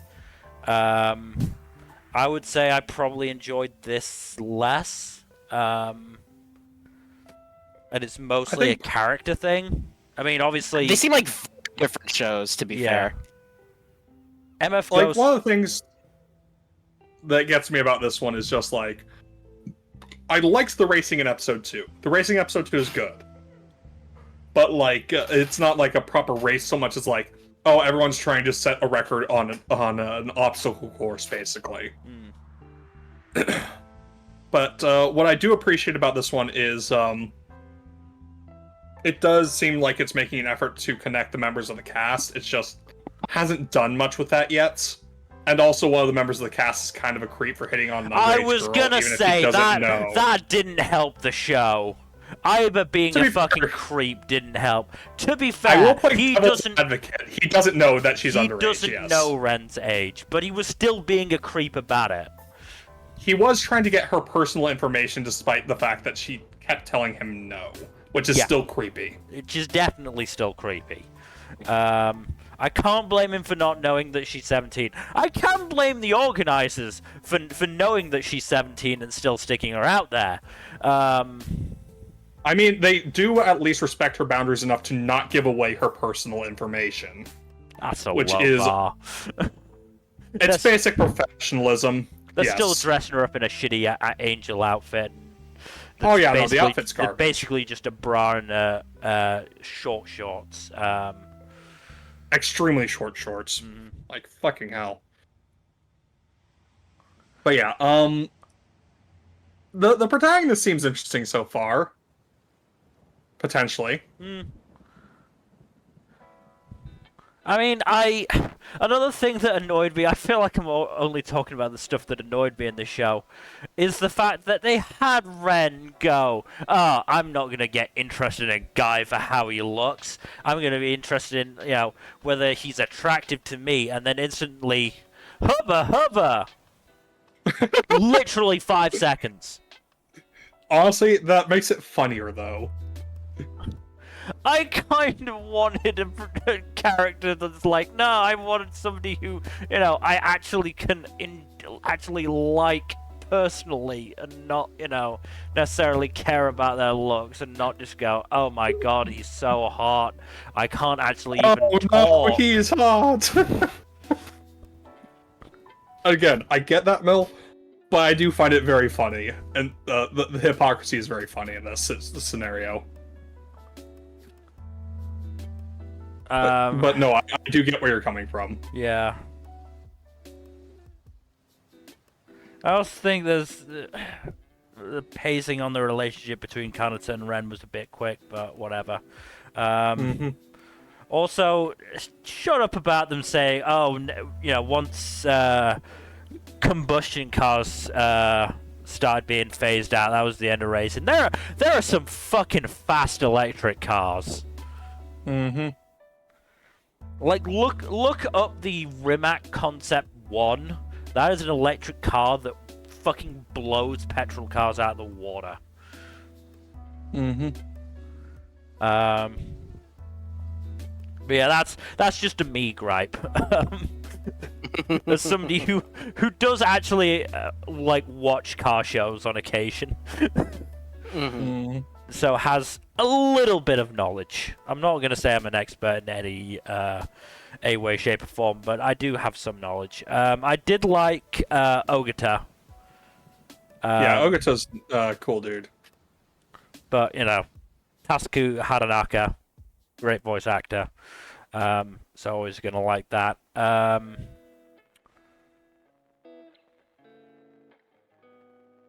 There was that little hint at the past series with that dude saying he wanted to meet Kanata. Yes, that is potentially very interesting. Presumably because of, Kanata's absent father, who absolutely is, like, probably the protagonist of Initial D. Yes, I think so. I'm not familiar enough with Initial D to say for sure. Certainly, the main character of Initial D is in the cast list for this show. Oh, okay. This does seem like one of those sequels that you don't really need to know about the original to enjoy, though.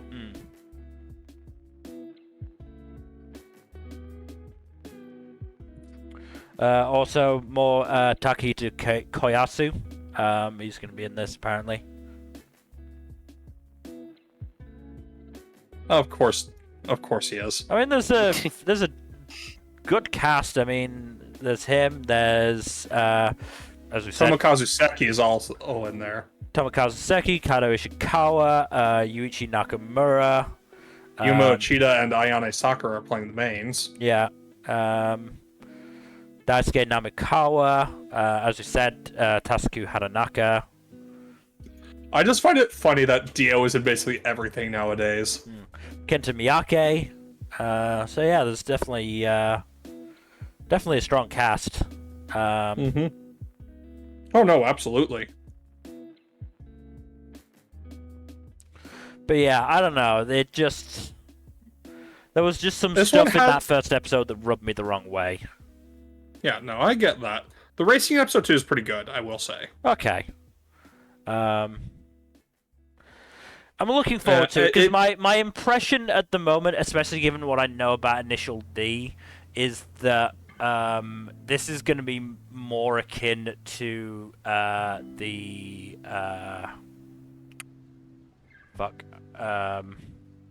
Kuroko and the Prince of Tennis's of the racing anime, whereas Overtake is going to be a slightly more realistic take on it. But Overtake also doesn't really focus entirely on the racing alone, too. So Yeah, this one also with this one like yeah, there's also they the had more Euro racing beats. in Overtake episode 1 than they did motherfucking Ghost episode 1. really, that's funny. Well, the thing with motherfucking Ghost is that the entirety of episode 2 is driving in Eurobeats. And people Deja commenting vu. on the driving. Yes. You mean Eurobeat like? Yes, actually. There is actually Eurobeat in the episode 2. Good. Then I might have to watch this. I am not exaggerating. There is a Eurobeat. No, I'm I not. I'm believe not you. shocked. I'm not shocked. It's Yeah. a staple of the franchise, so I'd be surprised if there wasn't. But yeah, I think I'm ready to move on. Yep. Moving on then to Migi and Dali. This one's all you, I'm pretty sure. Yeah, I didn't like this. I've heard it's really uncomfortable. Yeah. So from my perspective, this is meant to be a comedy, and there's meant to be humor in this. In the twins like swapping around and doing all their goofy twin shit, but to me the first episode just felt like they were manipulating a nice old couple. That's yeah, not good. like just basically manipulating them into thinking they had the perfect son when they just had two like creepy twins. That's sad. It's fucked up. Yeah, That's I mean, just sad. I did have a skim of episode 2, and it does look like there was a little bit more humor there. Because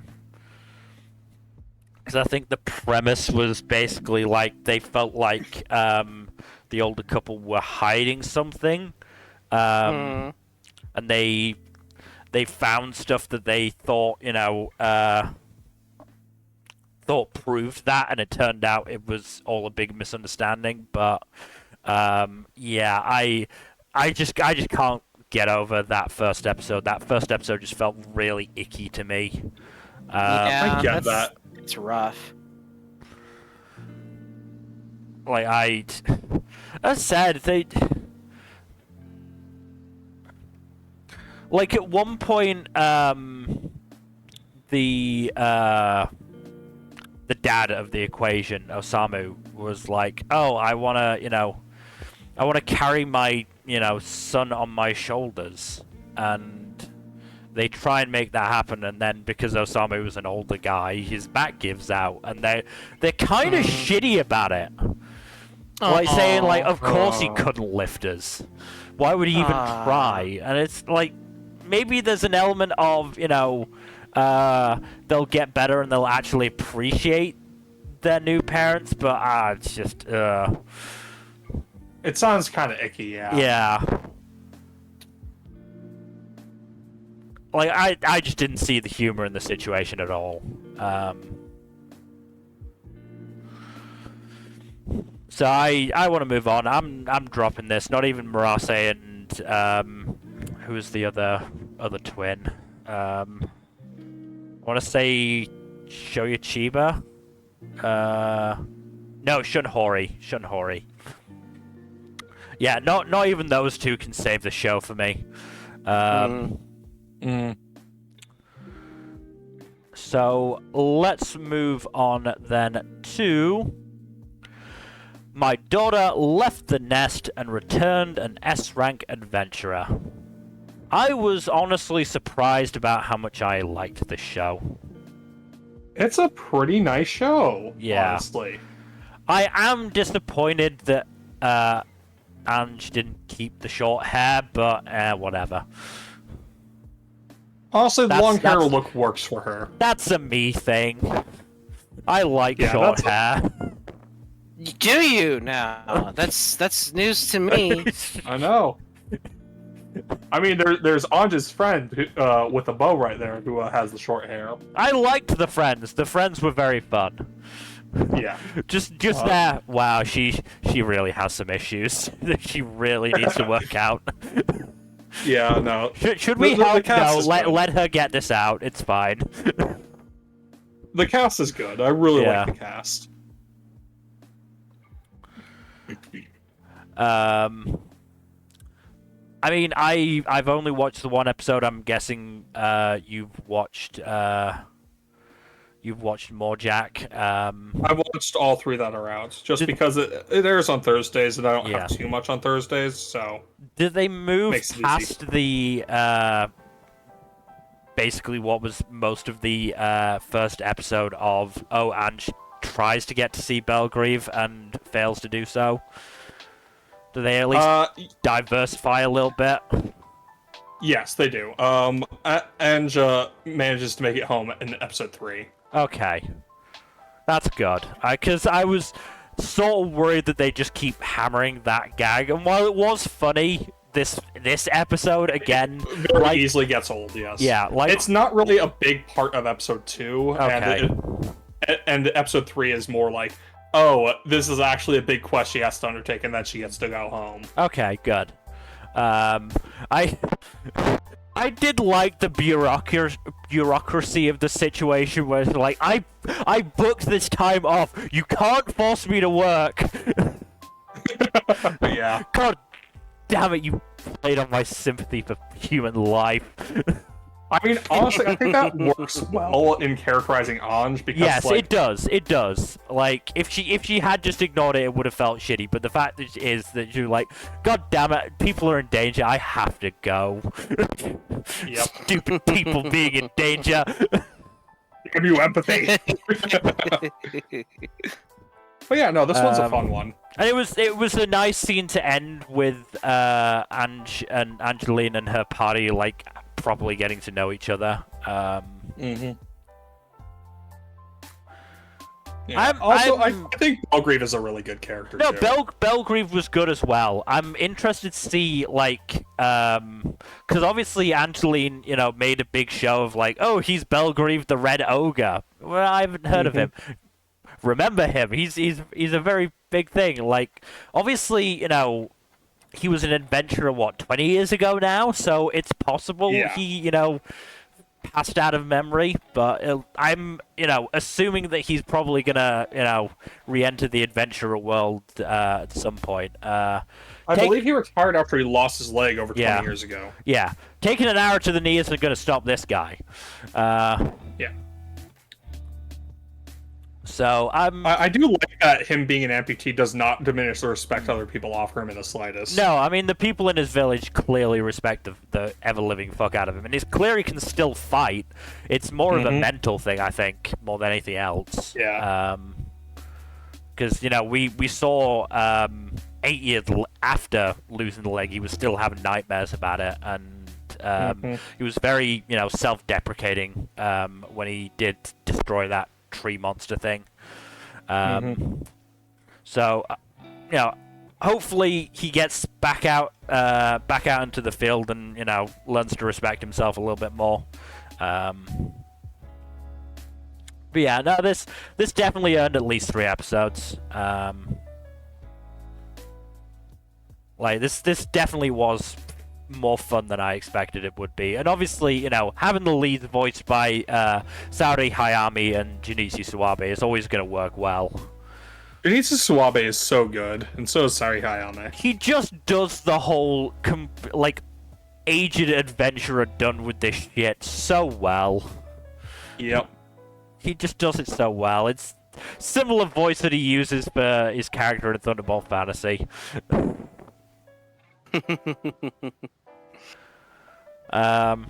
So yeah, I didn't expect to like this when this landed on my list, so I'm pleasantly surprised. But we should move on to my new boss is Goofy. Did you wind up watching this, Mel? No, I didn't end up having time. Well, Okay, that's so all what right about so Donald? far. Was that?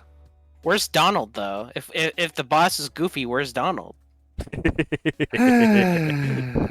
Where is it? We gotta get the. Where is it? Is it? Oh, there it is. I didn't realize it was There a we go. difficult thing. Yeah. There we go. Yeah. But yeah. No, this is all right. I'm willing to give it a few episodes. It's kind of low key, very vibey, but also just like there's a bit of the whole PTSD from previous boss being a complete and utter piece of shit. So the main protagonist is slowly warming up to the newer, much more benevolent boss. But there's also the elements of this is still Japanese workplace culture. He's still working his fucking ass off. So like, yeah, it's slightly hard to reconcile that, but at the same time, like, it does seem like he's in a much less hostile environment right now. You know? Mm-hmm. Yeah. Some of the gags are really cute and fun. The boss character is just very goofy, absent-minded type. At one point, he twirls around a mechanical pencil and he accidentally stabs himself in the thumb trying to click it because he has the wrong end facing upwards. Okay. Yeah, he's a bit clumsy. It is kind of endearing. Voiced But yeah, by Yuichiro Umehara as well. Of course, that tracks. What else has he done that I recognize him from? Koyomi in Dainazanon.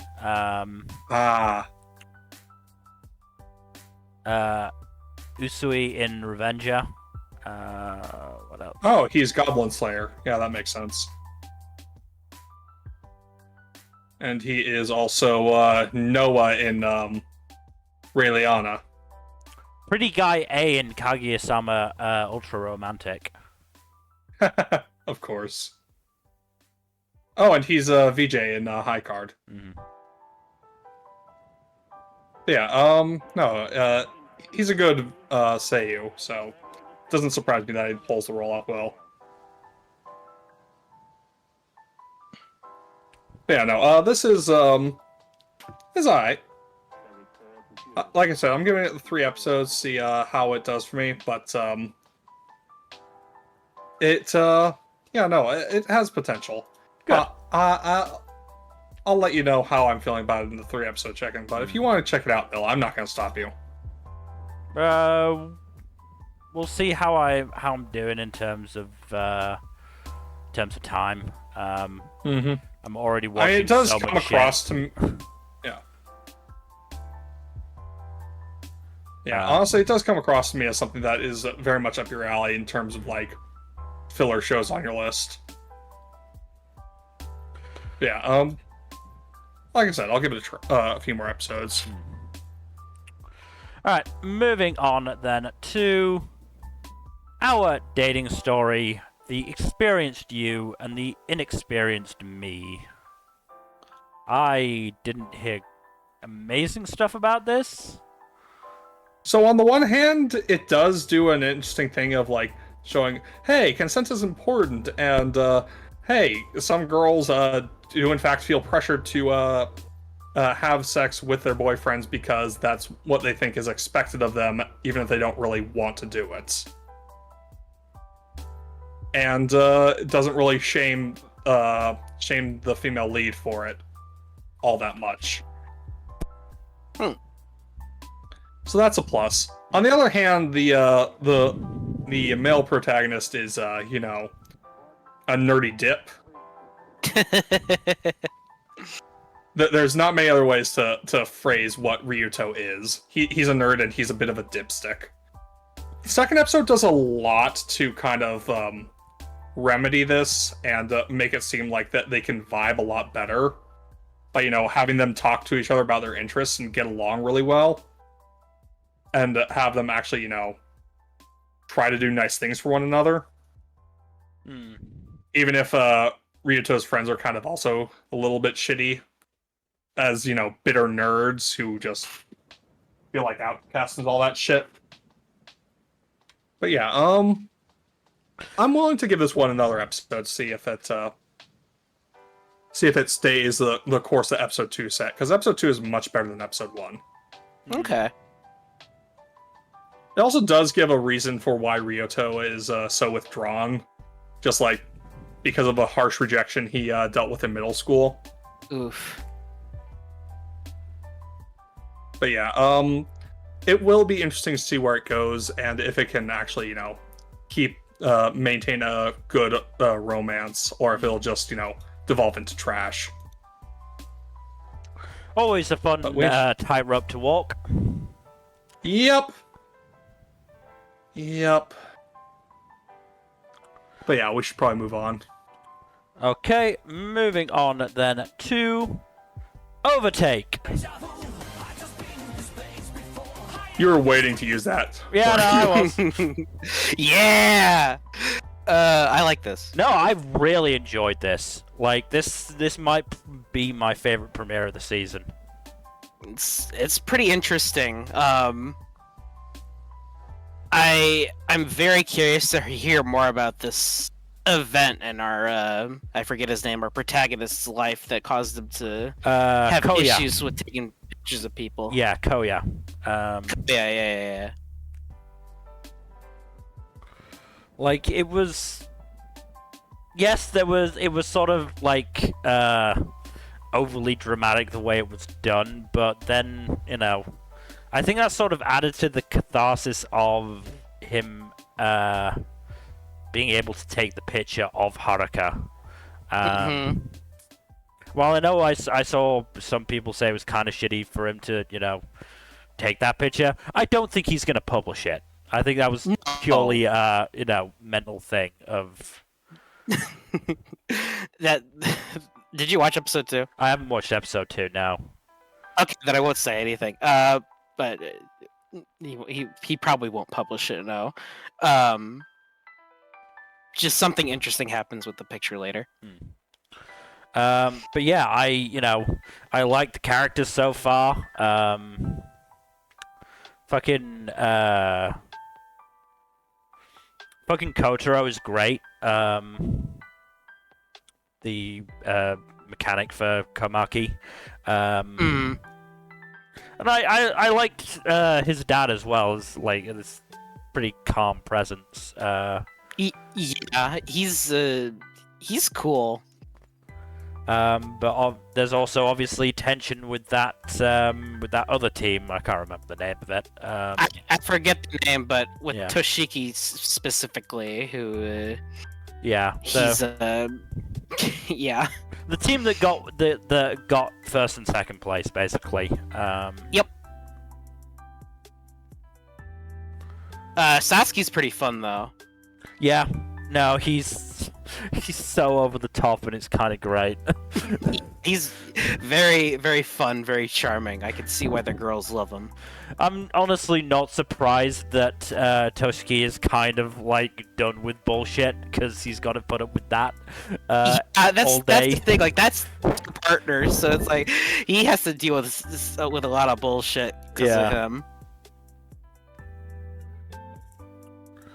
But yeah, I mean, I liked the little bits of introduction to F4. I do have somewhat of a grounding in Formula racing, so I do every so often watch some F1, so I do vaguely know, the basics about it. But yeah, I mean, it's. As I said, I would say it was probably my favorite premiere. Hopefully it will stay the course. I don't know if it's mine, but it's definitely up there. Originals like this are always interesting, which I do want to point out that this is an anniversary show for Troika, that studio that still won't give us more Bloom Into You. Damn you, Troika! They'll do it eventually. I believe in them. They better. Come on, just do it. Just do it, okay? Come on, just freaking do it. But no, show's good. I mean, to be fair, it's more that we've got to wait for like the staff, especially the director. I'd imagine Makoto Kato to be free. And hey, he did Fanfare of Adolescence, so... Oh. Wow. Cool. But he's also working on another Troika show in 2024, so... Fingers crossed after that. Fingers crossed. Yeah, let's hope that after that they're like, hey, you wanna get back into Bloom? Let's hope. But no, I'm enjoying this a lot. This seems like a very promising original. Yeah. First one for a couple of seasons as well, because we were talking about that a couple of days ago. There hasn't actually been that many good originals this year. After like a long run of them, this is like the first. I don't think there were any really originals in summer, and I don't think there was one if I recall correctly. I don't think it was good. If there was. Hold on, I'm looking right now. Okay, just trying to remember. Nope, that one's not it. Nope, that's not it either. I'm not seeing one right now. My look-sees. Oh, Ayaka. There's which, Ayaka, yeah. Yeah, I wouldn't list that in the, list of. So I good guess originals. Summer was bad enough to break the streak. I'm not shocked. I mean, again, Spring didn't do that much. I mean, in terms of like non-sequel ones, anyway. Yeah, if you discount sequels, that's a whole different thing. Yeah, I mean, there was Magical Destroyers, Opus Colors, Marginal Service, Kizuna no Allele. Ugh. Yeah, it was a real bad season. It was a real bad season. Which for Mercury Part 2 counts, okay? Which for Mercury, we also had the rest of Birdie Wing as well. Yes. But those are both sequels. Yeah, they're sequels, that's the thing. Oh, World Die Star, though. That's an original. It's mixed media, but still an original. Okay. Getting back to Overtake, Katsuyuki Kanishi voices Koya, and got a complete newbie for Haruka, which is should be interesting. Yeah, that's good for him. But we should probably move on to our next show, which is Paradox Live: The Animation. This was weird. Yeah, I did. This was very much not my vibe. I did not really enjoy it. It's sort of my vibe. Except the music wasn't great. The music was weird. Look, I know there are people who enjoy this franchise and the music they put out, but like, not for me, Chief. Yeah. Not for me. I mean, this has got an absolutely fucking all-star cast. Like, 96 Neko, Tasuku Hadanaka, Shogo Yano, really? Natsuki Hanai, Gakuto Kajiwara, Yusuke Kobayashi, Ayumu Murase, Kenta Miyake, Junichi Suwabe. Is just some of the names. Like, holy fuck. Yeah, also, like, I do appreciate that there is a non-binary character as part of the main cast. That is neat. Yeah. But it's otherwise a sausage fest. I don't mind. I know you don't mind, Bill, especially since several of them are outright twinks. I don't mind. You're tight.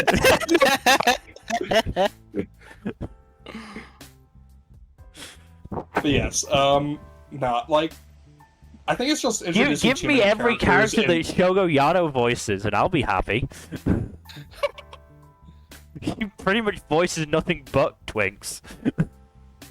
You're not wrong. But yeah, no, like, none of the characters really stuck out to me besides the character voiced by 96 Neko. Yeah. And that's due in no small part to being the only remotely found character in the show. Yeah. Like, Smurfette stands out a lot because she's the only lady Smurf, you know? I mean, it's kind of weird. The group that they chose to focus on first is kind of the worst one. Like, the least interesting one of them. Yeah, they don't really have, like, an interesting gimmick like some of the others do. Yeah. But honestly, like, I think it was also suffer from introducing too many characters at once and not doing enough to focus on the main group that was being supposedly focused on. Yeah, that didn't help, but at the same time, they did, leave hints for those other groups that were interesting. Yeah. Like, one of the twins knowing, what's his name? That really meek little dude. Yeah. Fuck, where is he? The meek dude. I'm just gonna leave it at that. I'm not sure if is he even on the cast list. I don't know. Probably. He might be too shy though. Oh, is it Ando Shiki? I think it might be. His picture doesn't exactly look like what he did in the show, so I think that tripped me up. Because he's the only other one of them we haven't seen, so I'm just gonna assume. But you know, like I feel like at least 2 of the other teams have a far better motivation for winning this competition. One of them is looking to pay for medical bills. And the other one has like cool professor guy. Oh yeah. As well as Shogo Yano Twink. And a guy who's apparently interesting from what I think the Anifem reviewer said.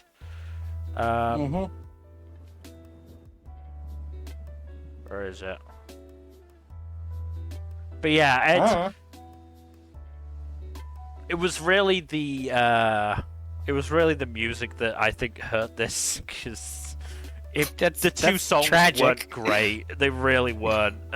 The songs are kind of mediocre, and yeah, no, the focal characters were like the least interesting. That's tragic. They're the most protagonist-shaped focal characters is the thing. Yeah, here it is. One of the, I think, group members for the Cool Professor Guys group raps about kittens. Like, literal baby cats. That is adorable. So, yeah. And you expect me not to support that team? That's just fucking adorable. Yeah, like, we'll see. Maybe they're just, like, they'll probably switch around which of the, main group for, whatever it's worth. But also, like, I'm not sure how they're going to spread this over 12 episodes. It's too many characters. We'll see. I'm going to watch... This has earned 3 episodes for me just by way of the cast. That's fair. I couldn't really vibe with it, so I dropped it, but... I like the aesthetic of the show as well. I really like the aesthetic. Oh, the aesthetic's good. It's also for mostly CG production. Good stuff. And there's like little hints, there being something behind the scenes. I mean, there was the opening scene that had the unconscious / dead person, and then the lab where they seem to be growing something or someone.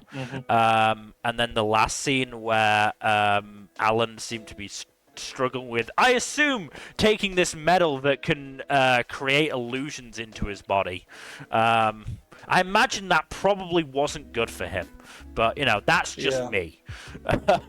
I did think when hey, we discovered this metal that can let people see illusions around you that you create. I'm like, and you thought that was a good idea? Is that something you wear, or is it something you ingest? If you ingested it, why? That seems also, dumb. Why is this being used for fucking performances, of all things? But apparently this franchise is in something of a feud with Hypnosis Mike for being very similar to each other.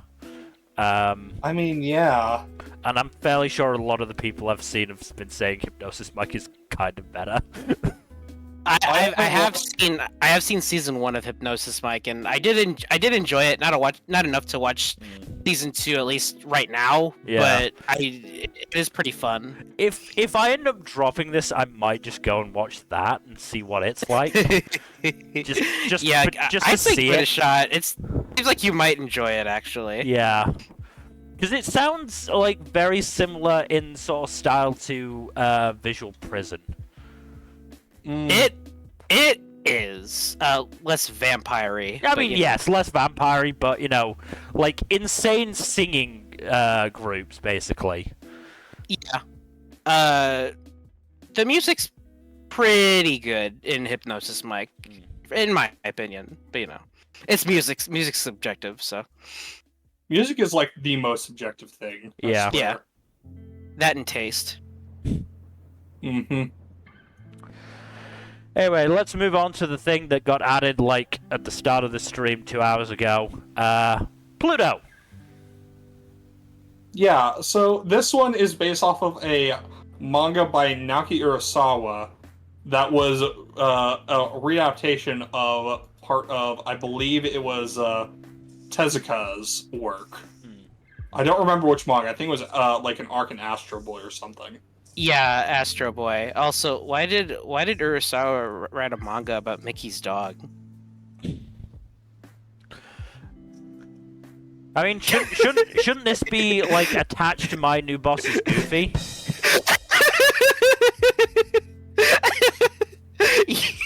Yes, it should, Bill. No, this has a lot of prestige behind its source material, so I'm honestly kind of curious about this one.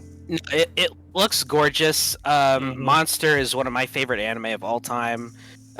So I am very, very much looking forward to this. I don't think I've ever read or watched anything by Naoki Urasawa. I can at least highly recommend Monster. I know I forget the name of the other something Century Boys. I hear that one's also 20th incredible. Century 20th Century Yeah. Boys, yeah. Yeah, 20th Century Boys. Yeah, I hear that one's incredible, but I haven't read it yet. The only one I've actually done anything with is Monster. But The man has put out some of the most acclaimed manga ever. yes, which is why I'm looking forward to this. It's, you know. Yeah, no. Also, And I'm hoping these this episodes are going to be does episodes are going to be an hour long. Yeah. Holy shit.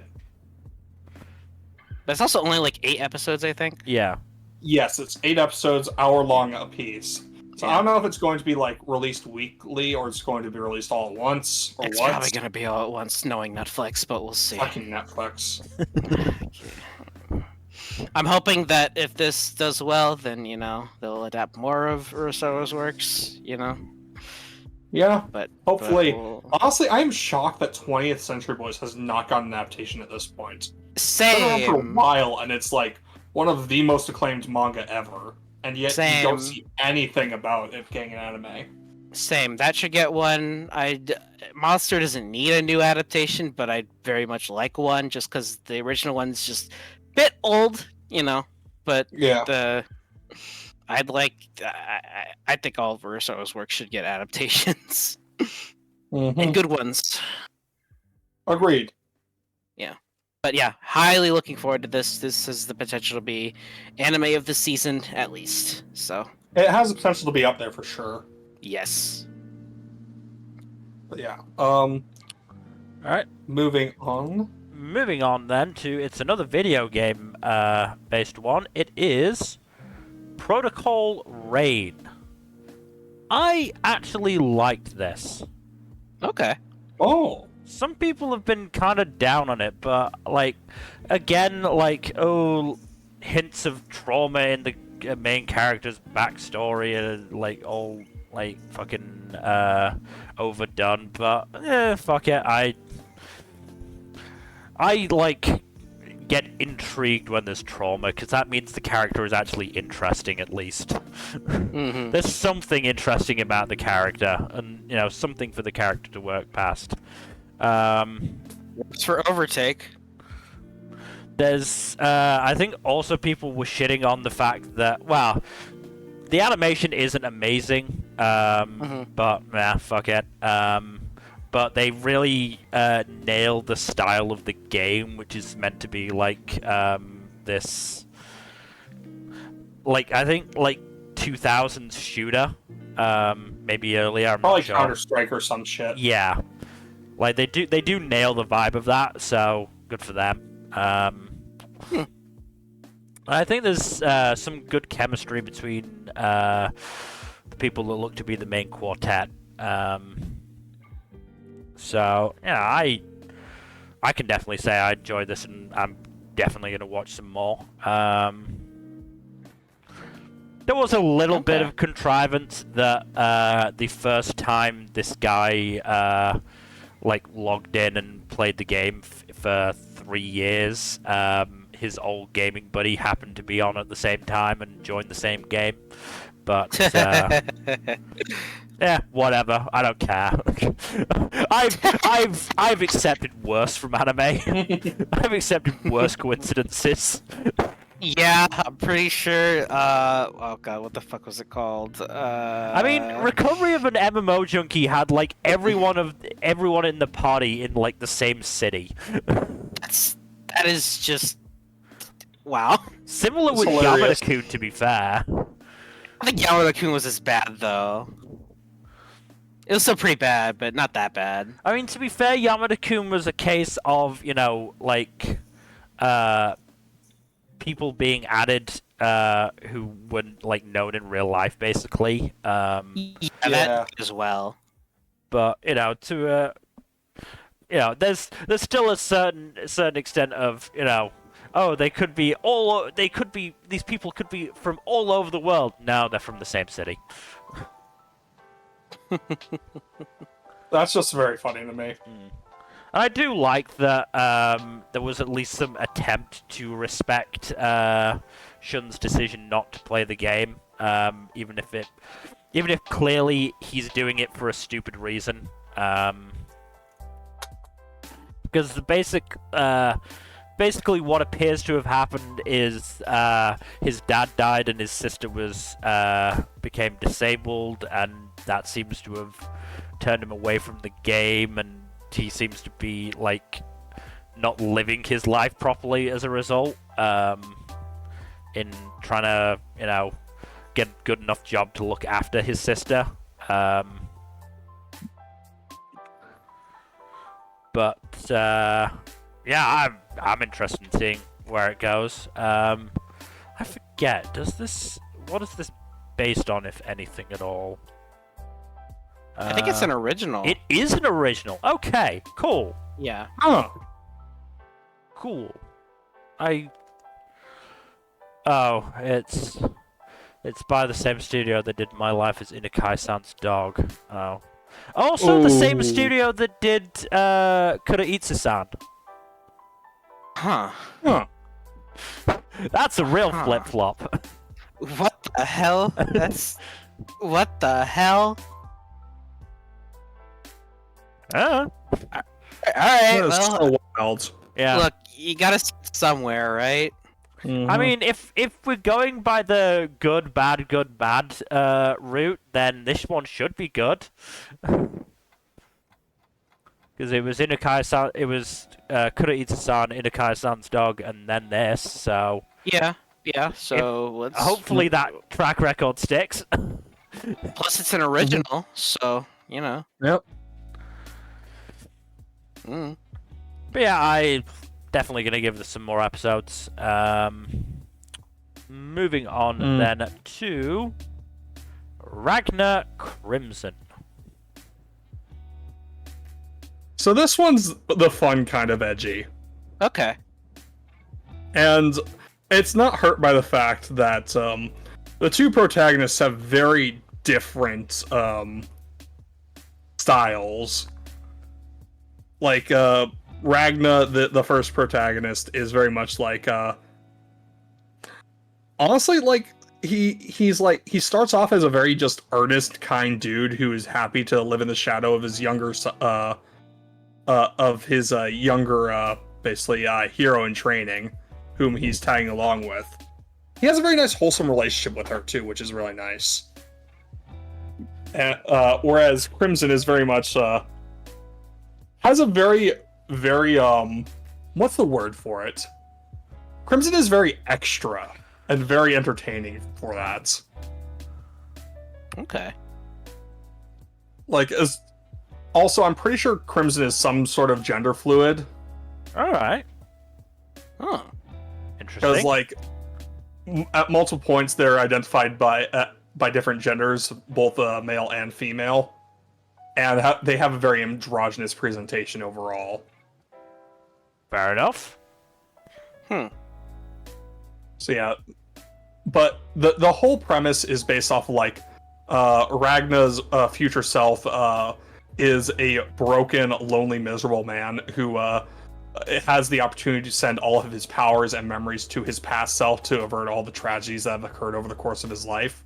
So he does so, and Ragna averts the tragic death of his companion, and then decides, I'm gonna kill all the dragons who have been, genocidal monsters for the past several years. So the Akira Fury route, got it. Yes. And dragons actually run on vampire rules in this setting, which is interesting. They're weak to silver. Yeah, they're weak to silver, and they die in sunlight. But the stronger dragons can assume a humanoid form. And you'll like this, Mill. There's one voiced by Kenjiro Suda, and he dies in the first episode. Yes! No! All right, Garbage show. I'm in. Garbage show. No. Bad show. Fuck I'm not I'm watching in. this. No. I mean, no. It helped that I remembered that Crimson is voiced by Murase, so... Yep. But we've also got Reina Ueda, Takia Gucci, It's a really good cast. more Takehito Kurasu. He really is everywhere this season. Inori Minase, Daiki Yamashita, Junichi Aifaru, Suwabe. and Junichi Suwabe, who I always love. Yeah, Fire's Eye as well. Yeah. I'm mad Kenjiro Suda dies in the first episode. That's That's all I needed to sell Mill on it. That's all I fucking needed. Damn it. Yeah, honestly, I'm surprised it took this long for Ayumu Murase to play an outright gender-ambiguous character. I mean, Iruma. Iruma is closer to the borderline on that than Iruma has a very interesting relationship with gender. You're not wrong there. Oh my god. Murase is also playing a very effeminate, multiple effeminate male characters this season. Because that's what he does. That really is. That is his wheelhouse, damn it. Yeah. You're not wrong. It's honestly more weird to see him voicing buff characters. Mm.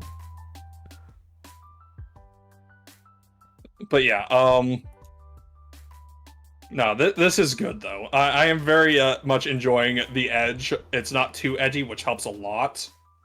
And it has just the right vibe of, like, darkness with optimism that just I really fuck with. Okay. I'll probably check it out. Yeah, It sounds fun. This will probably be one of the first shows I try. Even though they killed my goat in the first episode. That's that disrespect.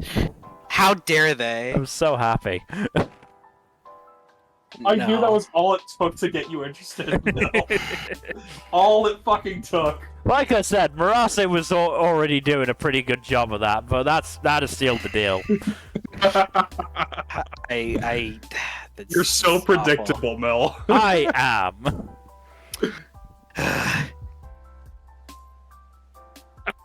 But yeah, no, this is good. This is good stuff. This is my favorite Edge show of the season by far. Good. God knows there's been a lot of them. Yeah. But should... moving on from one show to a very different genre. Very different tone as well, I would guess. We move on to Ron Kamonohashi's Forbidden Deductions. I enjoyed this. This was fairly entertaining, yeah. Yeah. I think Ron and Totemaru have good chemistry thus far. Like they play off each other well. Yeah. I do like his weird ability to just get the culprits to kill themselves. Mm. And also his like joy as Totemaru's dangling there. Oh my god, you stopped it because you're a fucking idiot. You moved before thinking. Yeah, that's great. Can you help me? Oh man, I gotta think about this. No, help, please.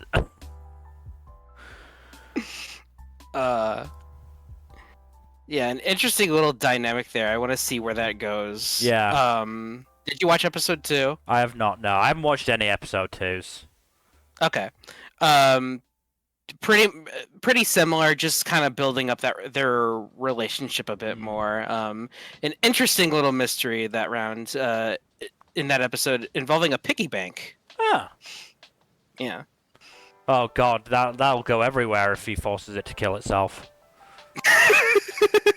All the king's horses and all the king's men can't put it back together. I know I'm fucking mixing things there, but fuck it, that's the best I could do. there are no fairy tales or rhymes about piggy banks. If only the piggy bank looked more like the pig from Butareba. Oh my god. One of the very few redeeming things about that is the pig looks cute. Yes. Yeah. But yeah, no, it's pretty fun. I want to see where it goes. There's a pretty insane thing at the end of episode 2, which I'm pretty sure is going to be our main plot, basically. Right. It basically involving the university that Ron went to. The special detective school. I'm gonna guess they probably have something to do with his ability to control people. Possibly. That's just, a wild guess, but... He has the Gojo eyes. Yeah, I feel like him being able to do that is not a good thing, and somebody did it to him. Yeah, it is possible. But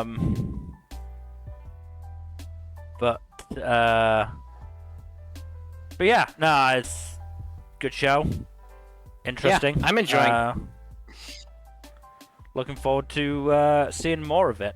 Yeah, I will say the opening is like, it's Unison Square Garden, who I like a lot. But oh yeah. The tone of the opening feels a little weird considering the tone of the show itself.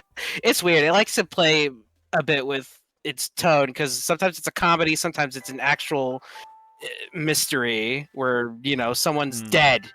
So yeah. I mean, just fucking Ron dressing Totemaru was a pimp.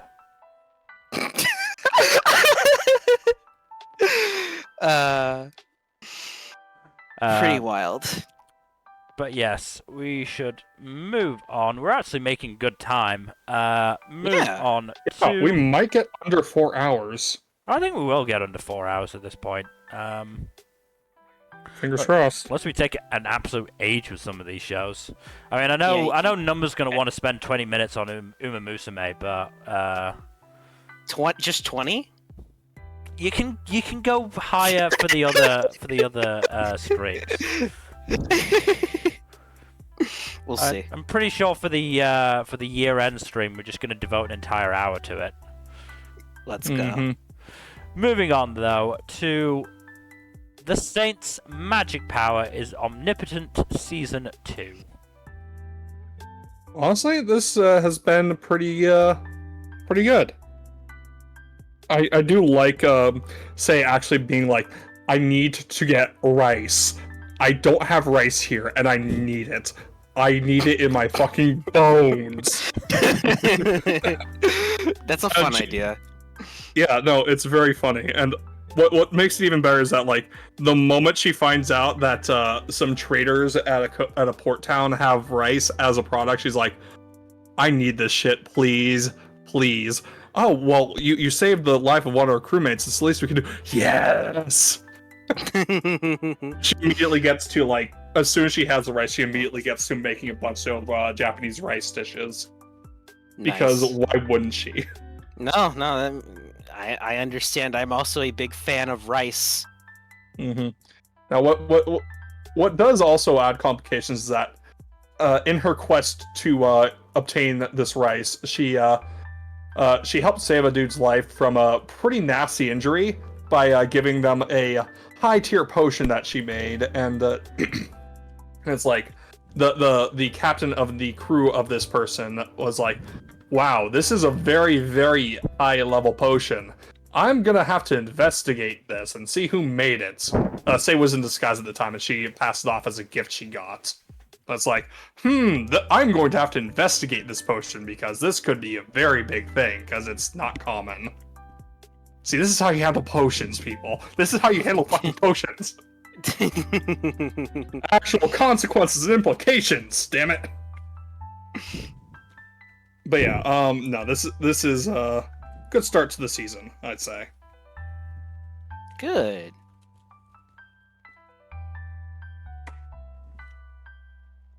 Yeah, we can probably move on to the next show on the list. One that got an early mention in the stream, I assume anyway. It is Yeah. Shangri-La Frontier. See, now this is how you do a VRMMO anime and actually make it fun. Yeah, no, this is a good shit. This is a very fun time. Honestly, did you watch the other one first and then watch this one? No, I watched this one first. It would have been so much funnier if you watched the other one first because it would have really enhanced the experience of watching this one. No, because like I have a bit of history with the source material for this. I haven't actually read it, but I used some app, I forget which one it was, that had this on there. At least it used to. It doesn't anymore. And I saw the cover and I'm like, this bird dude seems interesting. I wonder if this is like some sort of high fantasy shit. And then I read the summary and I'm like, oh, it's just some VRMMO shit. and I was disappointed. I but mean, then to be fair, Beaufry is some VR MMO shit. No, but yeah, not many shows are like Beaufry. No, they aren't. Free is kind of in its own league, yeah. Yeah, Beaufry makes this shit fun, and that's what this show actually succeeds in. Because I watched, I didn't watch a lot of PVs for this season, but this is one of the ones that actually caught my eye. We're like, oh, this is well animated. It looks pretty fun. Hold on. So, I have to mention this. The PVs go all out in belching out the name of the game. Just absolutely ham. Shang! They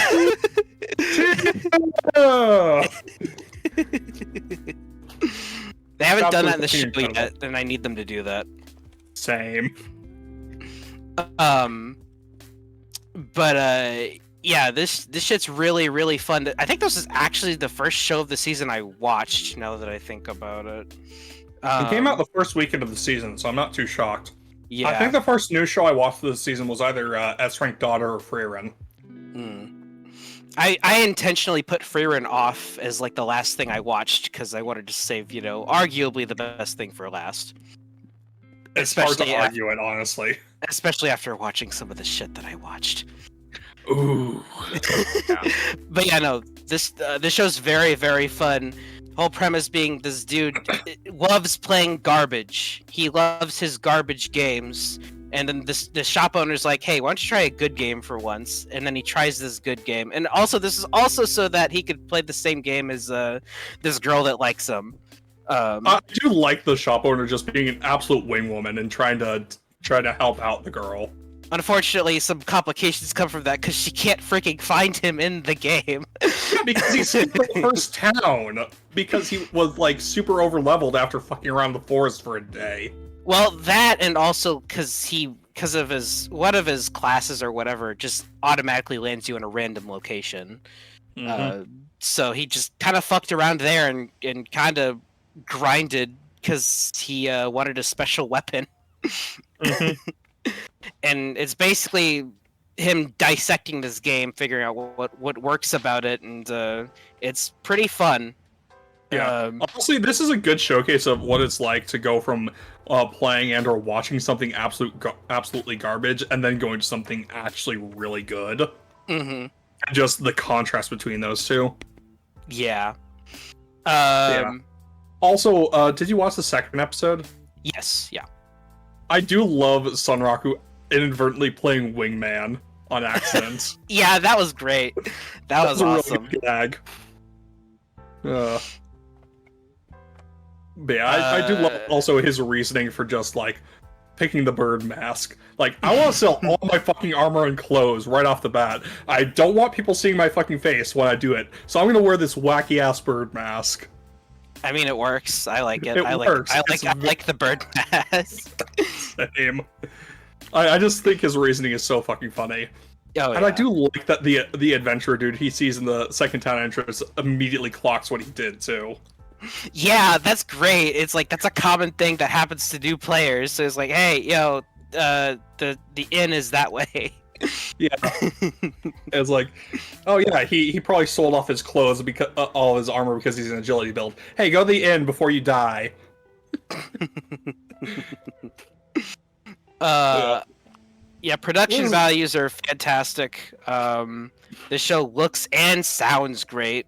Oh yeah, And- no, sound design is great. And the opening is incredible. Mm-hmm. Goes very, very hard. So yeah, all in all, a very, very fun show. This is this is how you do VRMMO anime. Oh, also, fucking Yuma Uchida just goes absolutely ham. Voicing Sanraku. Oh yeah, has some fun with it. Mhm. I wanna meet more of our main cast though, because we just got Sunraku so far. Oh, Yoka Hikasa is voicing Spear Lady. That's fun. Oh boy. I think she's voiced the Spear Lady before too. Trying to remember. Because if I recall correctly, she was in Symphogear. Just gotta scroll back and see if I can fucking find it. There it is. Yep, she's Maria. Oh, nice. Yep. Same VA as Maria, so that tracks 100%. Awesome. But yeah, no, good voice cast. Yuma Uchida just goes absolutely ham and it's great. Also, the gag with the extremely annoying video game helper from the previous game he finished, Yes. just so fucking funny. That was really, really funny. That was a great way to open it. Yeah. The second he's able to, he just kicks her in the face. That was so good. I do love that his list of grievances with her is like outright legitimate. Like, good God, I would hate to play a game with that kind of video game helper. Mm-hmm. Just... One other thing I do want to point out is that if you look closely in that game store, a lot of familiar video games with with butchered titles, but you can tell by the cover what it's supposed to be. Like there was Nintendo games, Sonic was in there. I mean, the same thing happened in 16-bit too. Yeah, but like this was like all sorts of different games. This wasn't just like Aniplex. Right. Also, I do love that, like, he straight up has different shelves for, like, the different shitty games he plays. Oh yeah, that's some dedication. Yep. He is... This is just a mad lad protagonist. He's great. Mm-hmm. Yeah, this is one of my favorites this season. I'm looking forward to more. Me. Yeah, it's definitely up there. I would say it's like... This is just good for a good time, you know? Mm-hmm. I would say, like, it's outright favorite, but it's definitely, like, fairly high in the top 10 for me. Yeah. But I think we can move on. Yep. Alright, then moving on then to Shy. This was also very good. Yes. Oh yeah, no, it's incredibly good. Shy just needs a hug. I am very annoyed at the media in this world because they went They're after assholes. Yeah, they went after Shy with a passion for not saving one person who survived. Yeah, she still saved the person. It's just that the person wasn't like super ultra mega saved, and it's like they smell blood and they go for it. It's Like, it's all about those people. expectations, right? In this society, like heroes are expected to, you know, do their jobs perfectly, and then when you make one little mistake or you know do something that might not necessarily was even your fault, you know, they go ham with it because hey, that's what gets your views and your ratings and it I blame sells tabloids whatever. and social media. Yeah. But yeah, fuck the media. Shy has nothing to be ashamed of. The media in general, but you know. Also, my one slight gripe is that the Russian character is a stereotypical drunkard, Yeah. but she's also a very fun character, so I don't mind too much. She's very. I don't got a problem with it. I mean, Like- it's not just that she's a drunkard, she also is terrible at, like, metaphors. Yes, it was very funny. Mm-hmm. But honestly, the thing I'm most interested about finding out more about is Eco joining Teru's class. Oh yeah, no. Did you watch the second episode? No, I haven't watched any second episodes. Rip. Don't worry, Yeah. there's a lot more of that in episode 2. Oh, I'm sure it's Yep. going to be incredibly, like, second-hand anxiety-inducing. Poor Yeah. Shy. Shy just goes through it. Yeah. I absolutely adore about her as a character is that despite her incredible shyness and her the issues she has with talking to people, the first thing we see her doing is willingly go up on that stage and introduce herself. She is absolutely terrified, and she didn't have to do that, but she does it because it's what she wants to do. She took that step on her own, and I have so much respect for that because it's like so easy to depict a shy character as taking any opportunity to get away from that, but she didn't. Mm-hmm. Honestly, this season is going to be very hard for a best protagonist choice because there's a lot of good protagonists this season, and Shy is very high up there. Yeah, she kind of won me over just with that alone because I just respect the hell out of that. Oh, also another show with Murase. Of course.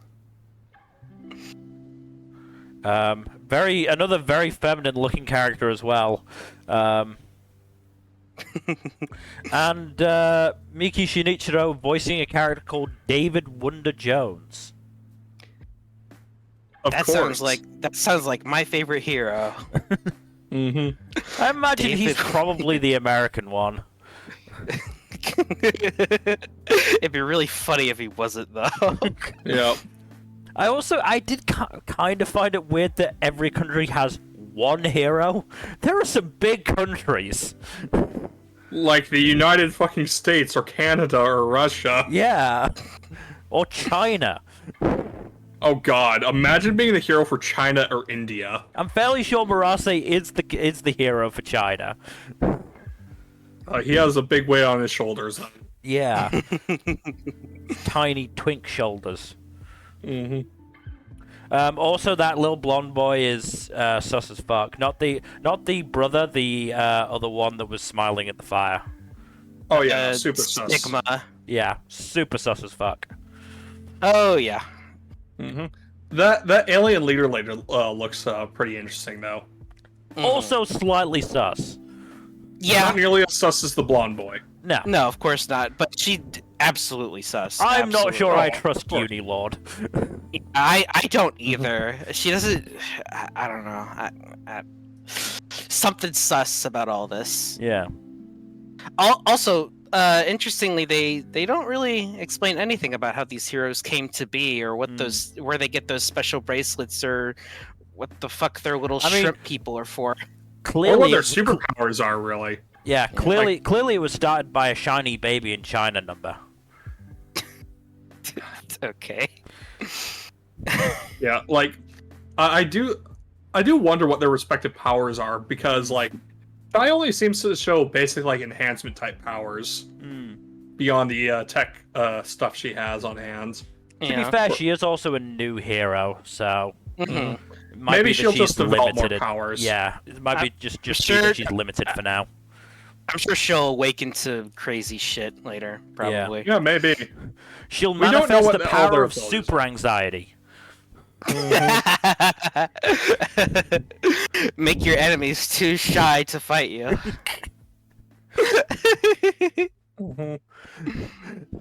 How do you have this much energy? It's powered by my anxiety. Oh no. Oh no.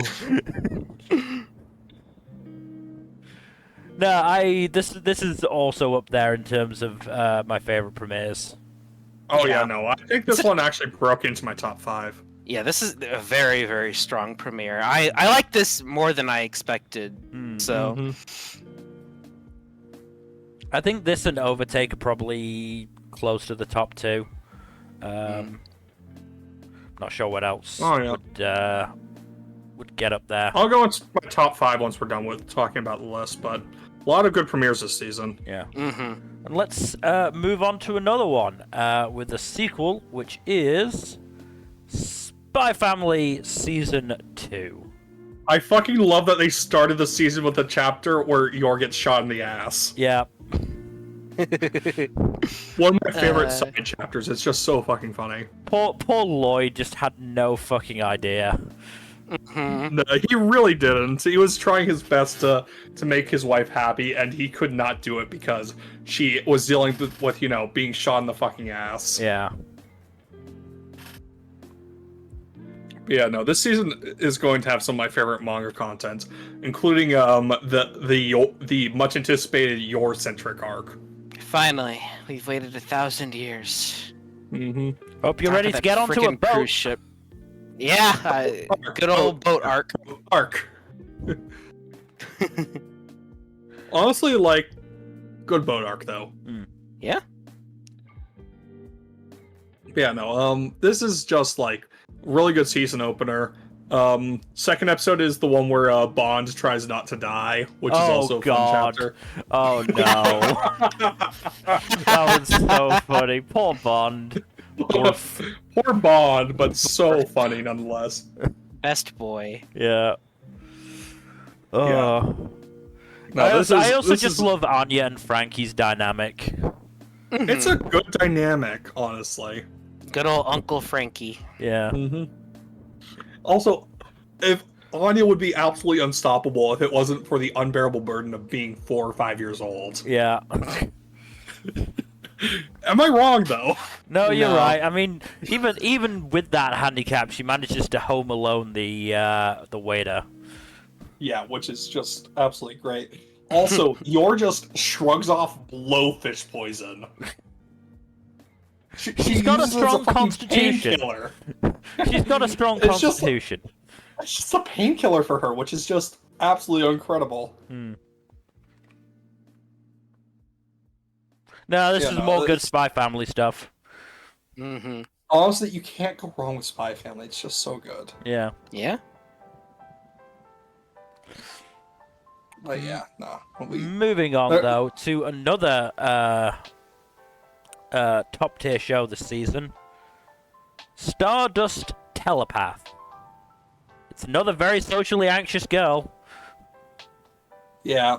This one that's obsessed with aliens. Yeah. Aliens. And coincidentally, an alien basically drops on her head. Okay, so I do have one minor gripe with this show, and it's really not huge at all. It just kind of takes me out of it just a little bit. So for a girl who's so obsessed with aliens, it doesn't occur to you at all that like aliens might not speak. How would there be a dictionary for speaking alien language?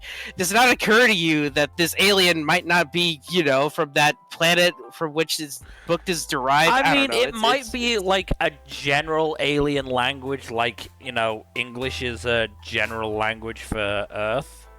Like it's supposed to be common or whatever. Also, remember, she is a middle schooler. She probably doesn't like. But frankly, the fact that book was real in the first place is a genuine miracle. Yeah. I know. It's just one of those things where it's like. Yeah. No, I do get it. I was thinking something similar, but it was like the fact that you was even like. Brain. Yeah, the fact that you was even like, wow, you've got that book too. Yeah. But I mean, that aside, like this is obviously quite delightful. This is good. I mean, again, Umika and you are showing good chemistry with each other, even if Umika can barely string 2 words together. Yes, and poor girl. Yeah, and you can read thoughts, I guess, or forehead thoughts, basically. Yeah, forehead thoughts. Even though she's probably not actually an alien. It's hard to say. It's very ambiguous. She could just be a chuny. That's it. I would laugh if he's just a fucking puny who got amnesia. Yep. That's such a fun idea. Yeah. Like, they finally meet somebody who knew her before, it's like, what the fuck are you talking about? Yeah, one thing that was almost a gripe was like, okay, yeah, sure, you're gonna introduce yourself as alien, but you don't know what planet, but you're not gonna say what species you are or what planet you're from. But she has amnesia, so she doesn't know. So I'm not gonna. That's obviously not a mark against it or anything. It's just that's just funny. Also, fair play to that one girl in the class who did actually try and talk with the Umika. Oh yeah. And hey, it could be worse. In Bocce's introduction, she threw up. So, Yeah. Or Bocce. I'll leave you to decide which Bocce I mean, because while we only have it confirmed for one of them, it could have happened to the other. Yeah, that's true actually. Mm-hmm. Yeah. No, this probably would round out my top 3. I would, off the top of my head. Honestly, when I made my list, I probably rated this much too harshly. Like this was a very fun, very pleasant, very fun show. Mm-hmm. It's very, very cute, very pretty. I love the colors. Oh yeah, no, it's gorgeous. And also, it's a Yuri, so that helps. Mm-hmm. Look, we're not biased here. We're totally biased. I'm not gonna hide it. I'm absolutely biased. You throw 2 girls kissing right in front of me. I'm gonna give it a thumbs up.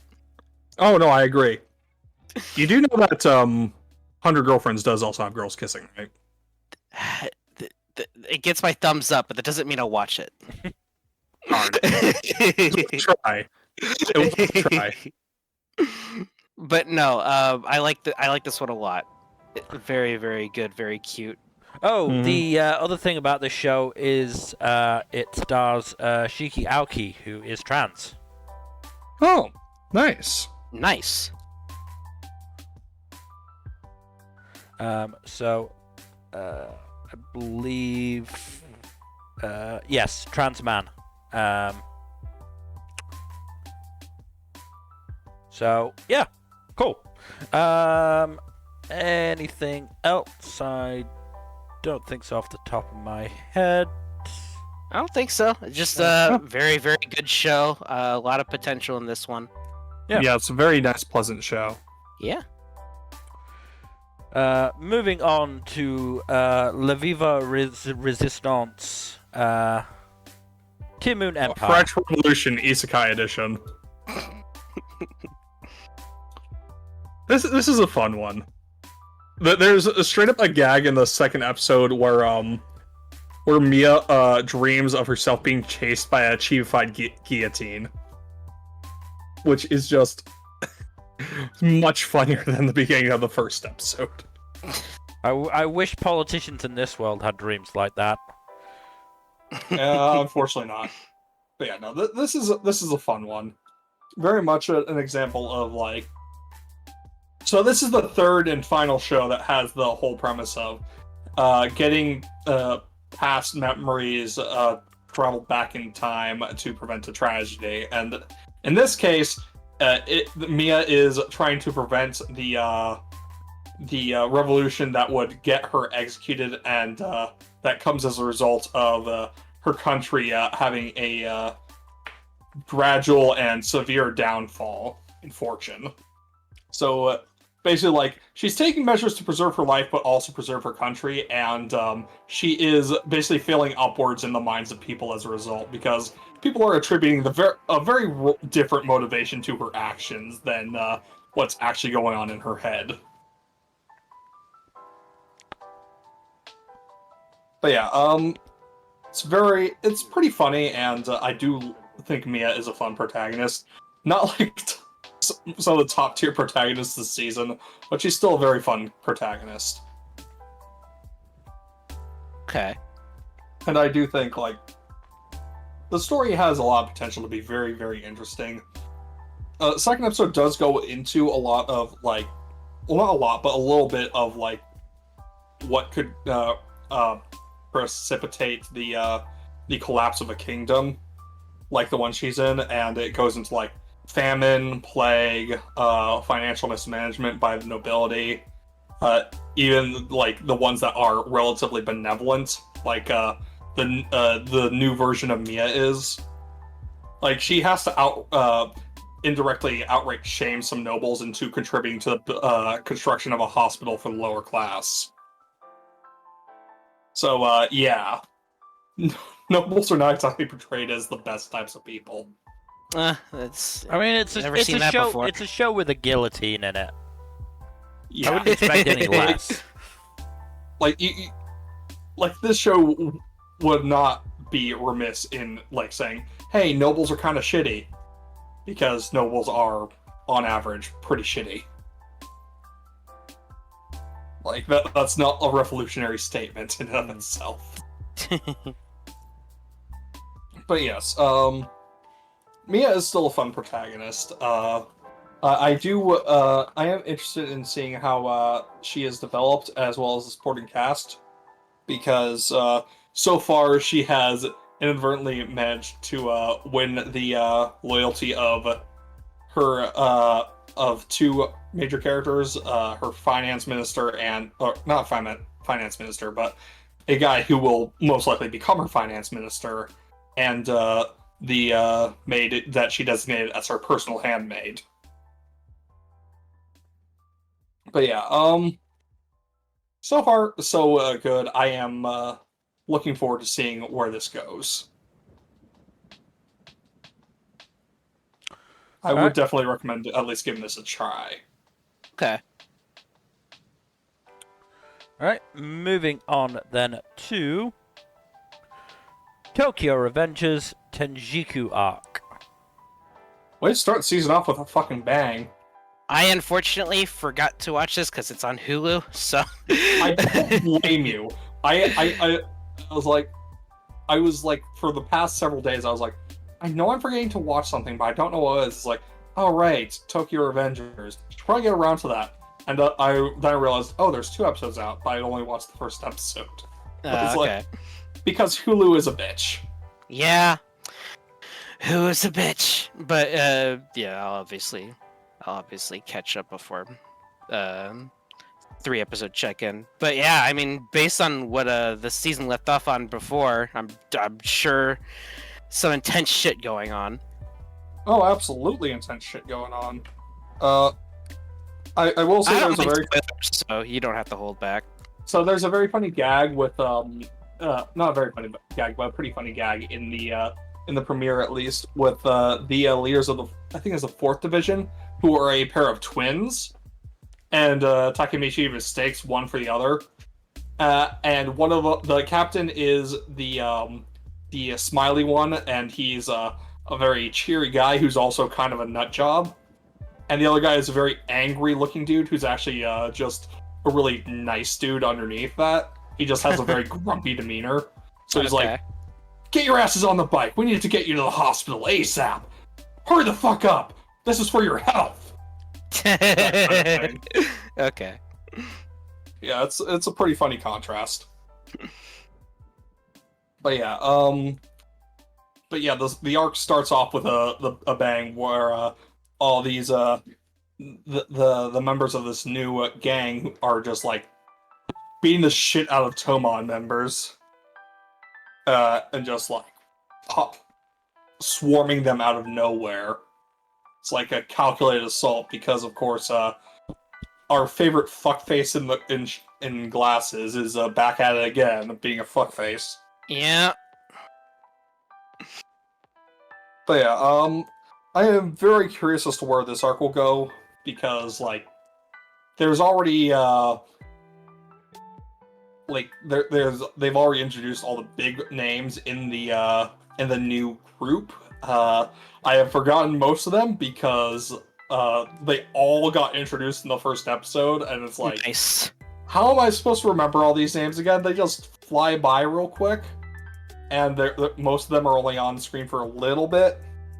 So yeah, I imagine they'll get more fleshed out as the season goes on, but like, goddamn. Let's hope so, because that doesn't shock me too much. This arc has been hyped up so much by manga readers, so I'm like, please be good. Please be better than last arc. Last arc was just like, started off promising and then it just ground to a fucking halt, like 2/3 of the way in. Yeah. But yeah, no, hopefully this one will be better than that. Yeah, now we're moving on to your shit number.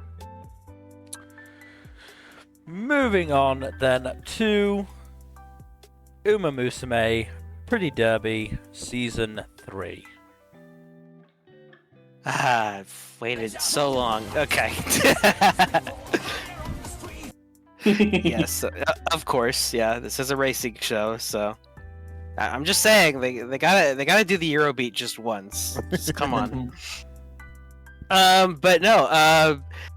Uma's back in full force. Our new protagonist this season, who isn't really a new character, it's just a character who was introduced in season 2.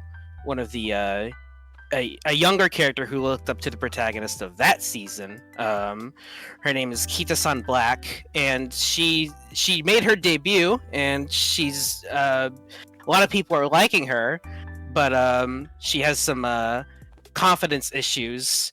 And she wants to be a lot like Teo, who was the protagonist of season 2.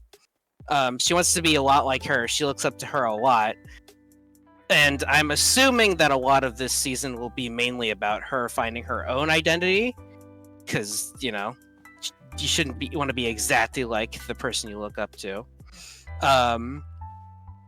Is there like a regular version of her who is like not evil that okay. All right. Okay. Very, very, very funny. No, that's Look, next season. Look, I'm gonna make a reference to Goku Black if I see a character named X Black or whatever. Yeah, because it's funny that way. I would do the same thing, so I can't blame you. So. Yeah, and her first race, she has a promising start. She ends up losing, and not just losing, she ends up getting 14th, because of, again, those self-confidence issues that I mentioned before. And this was like the episode 1 race, so I kind of saw this coming, because this show just likes to fuck with you. And but the winner, who is the basically up-and-coming racer Duramente, who was kind of the favorite there. But of course, we find out in episode 2 that she broke her legs. Whoa. Yeah, she ends up breaking her legs. And Kita-san is obviously conflicted about this because on one hand, she lost who she saw as her rival, but she also is upset at herself for thinking for just a moment, maybe now I can win. So, yeah, pretty messed up stuff.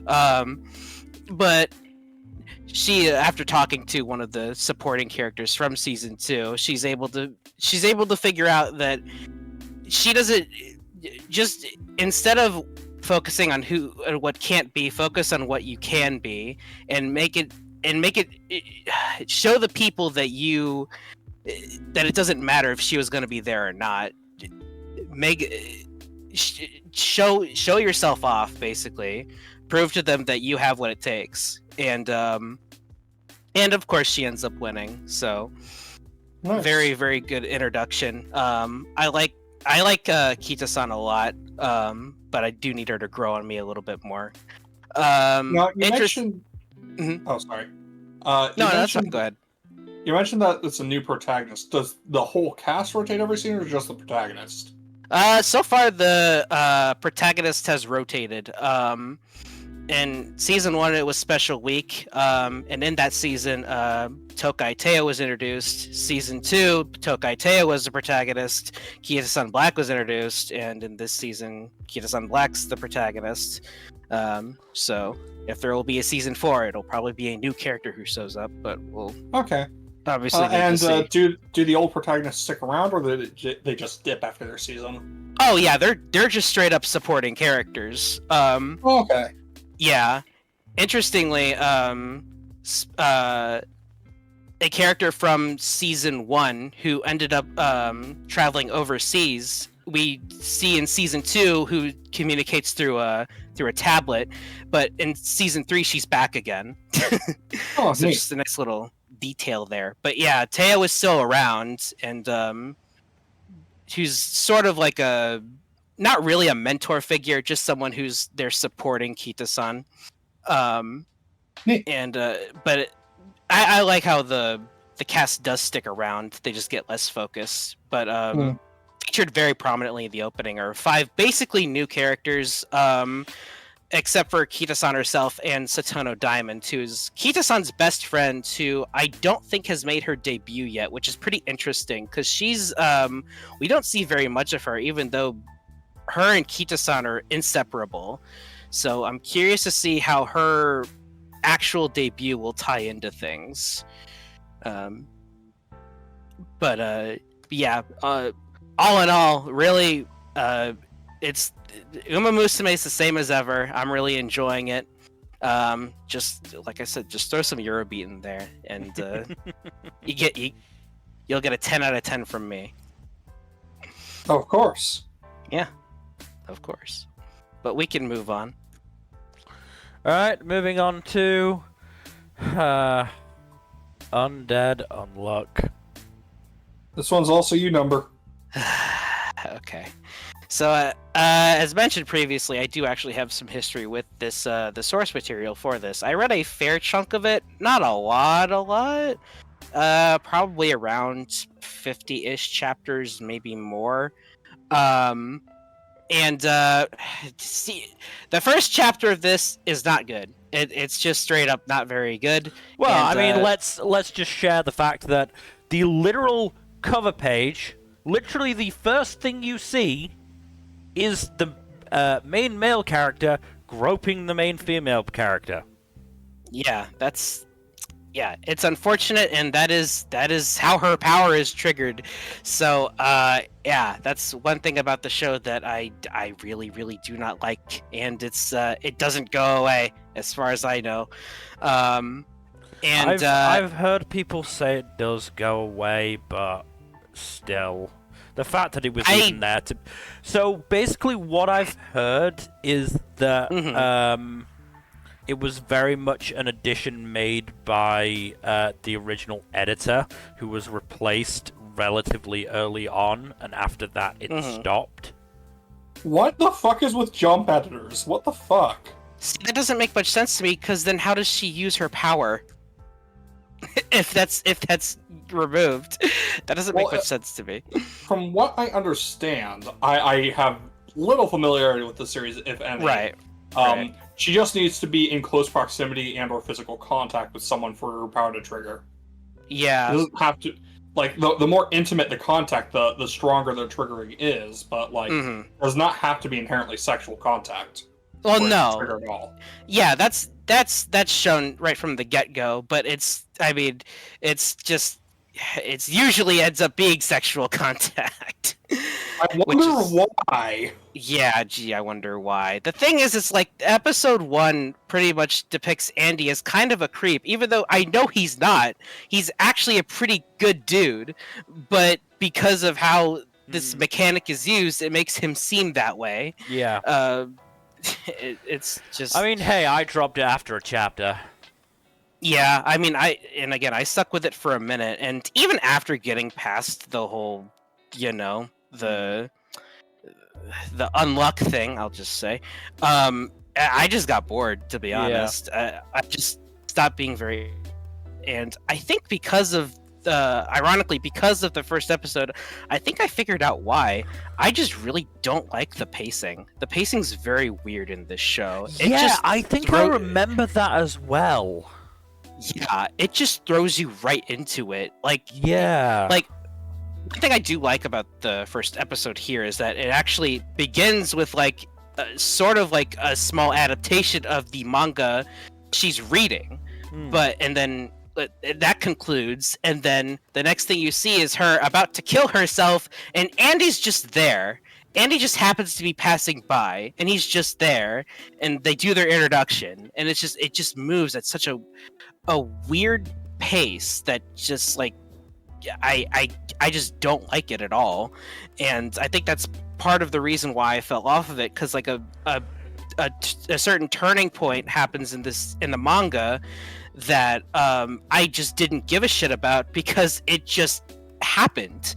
It was just a thing that happened, and yeah, it's just not very well paced in my mind. Like maybe it gets better, or maybe the anime will help with that. But Yeah. as far as the first episode is concerned, it didn't help at all. But yeah, it's yeah. So obviously, I won't be sticking with this. I did want to give it another fair shake, just because I fell off of it, and I do know some people that do enjoy it, but I can't really get past the ick factor. And even if I do get past the ick factor, the pacing's gonna make me not like it. Yeah. So it's one thing I do want to say though is that, well, first off, the opening is done by Queen Bee. Very good. Yeah. Queen Bee, very good. The animation is very good. This is supposedly done by the Fire Force team, so it's not really surprising at all. Yeah. So after they're done with this, they're going to go back to working on Fire Force, of course. Probably, yes.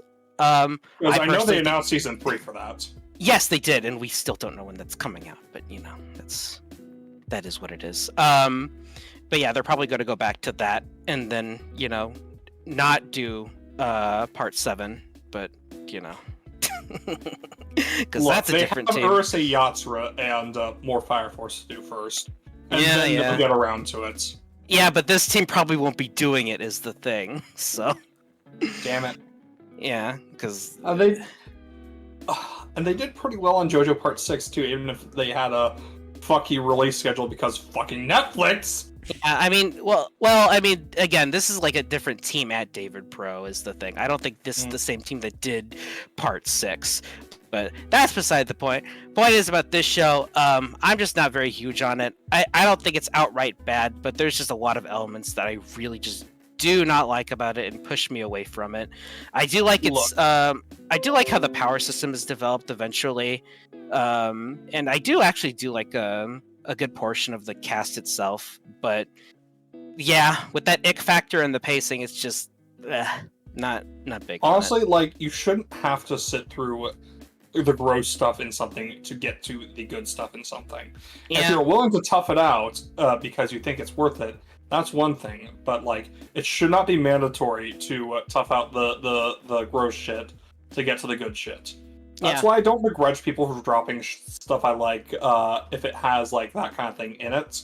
Yeah. And people are just like too weirded out or grossed out by it to really get to the quote-unquote good stuff. Because again, I get it. Some stuff will not vibe with you, and you won't be willing to watch something afterwards. Yeah. It's just, yeah. I agree, pretty much.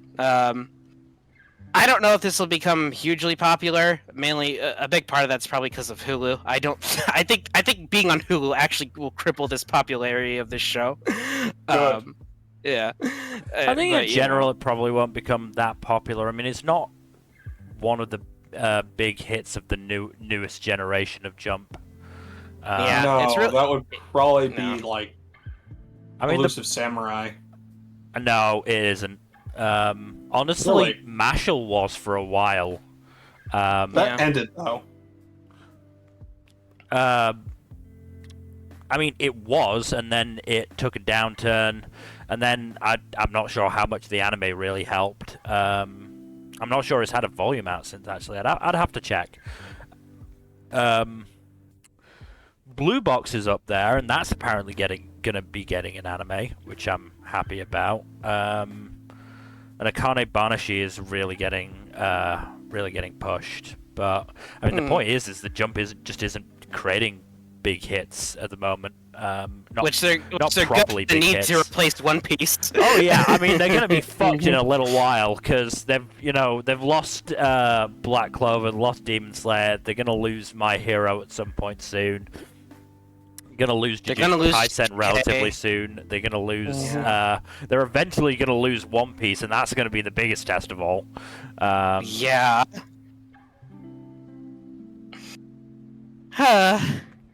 But I guess we'll see. But yeah, not a bad show, Undead Unluck. But if you can get past the ick factor and some other things, then you could definitely have some fun with this. But I can't. So fair enough. Moving on then to Under Ninja. Oh right, I forgot I watched this. That's a good sign. That is always promising. That is a good start. It's just kind of boring. Shocker. I mean, yeah, I'm fairly sure all that was really noted about it in the PV stream was the fact that the CG looked kind of shit. I mean, there's not a lot of CG, which is the good thing. So, also the English in that scene was pretty good. I don't think it was done by native English speakers, but it was because like the reading of the lines was a little bit awkward, but like it was still like good. So either native English speakers or people who are fluent in it. Yeah. But yeah, overall, like, I don't really know what to make of this. It was, aside from it kind of just being boring, I think the main thing is just like basically a whole society of ninja exists within Japan. But you just don't know who is the ninja and who isn't, just because, you know. Is this one of those superior Japanese ninja type things? I don't know quite what you're referring to with that. Like they're like the whole ninja are like the whole whatchamacallit. The ninja from Japan have basically like perfected combat or perfected technology, and they're the ultra superior combatants in the world type thing. I mean, there might be a little bit of that, but from what I saw, I don't think so. Okay, good. Yeah, that's good. But yeah, just ninjas exist in Japan, kind of all over the place. Not everyone is a ninja, but there are a lot of them. And the weird thing is, it's like this. At least for episode 1, it's told like out of order, because like we start off with our protagonist meeting up with some other ninjas on the roof of this building, and we kind of get an introduction to him, and then it flashes back to him getting the mission in the first place, then it flashes back forward again for a few minutes, and then it flashes back again. Then that seems confusing as hell. Not only that, and then it steps away completely to see the point of view from this this foreigner who went to Japan to be a ninja. Of course. And of course, the guy at the airport's telling him, "Throw a rock in Japan, you'll end up hitting a ninja, but you don't know who it'll end up hitting because ninjas I mean, are if they're a everywhere," ninja, I'd like to think they could dodge the rock. That would give them away, Mel. Yeah, that'd give him away. You know, that's the thing. But apparently, if you throw a rock, you hit a ninja, so you're gonna reveal one anyway. Yeah. So yeah, not really quite sure what to make of it, but it wasn't particularly interesting. Maybe it gets better. The guy who wrote this, I think, did a pretty I Am a Hero, I think is what it's called, which a pretty well-received manga from what I hear. So I don't know. But yeah, didn't particularly grab me.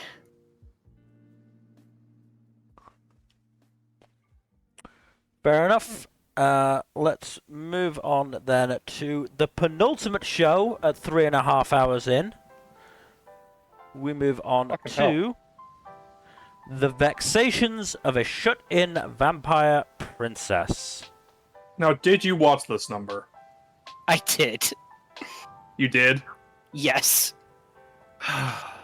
On the one hand, the premise is very funny, and and Komari is a very fun protagonist. On the other hand, god damn it, why the Yuri sexual harassment? I don't know.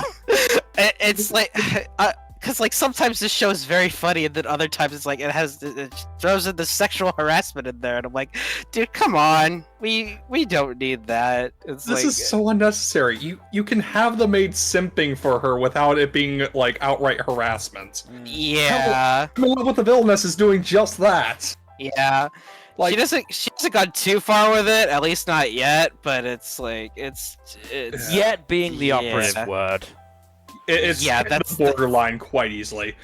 The Empress, on the other hand, just straight up kissed her in his sleep, apparently. Well, that was with a purpose, at least, so... I guess so, but still, like... It's weird, yeah. People, informed consent. Yeah. To be fair, I'm pretty sure this Empress is going out of a way to, end Komari. She's... Well, have you seen episode 2 Nmbr? Yes.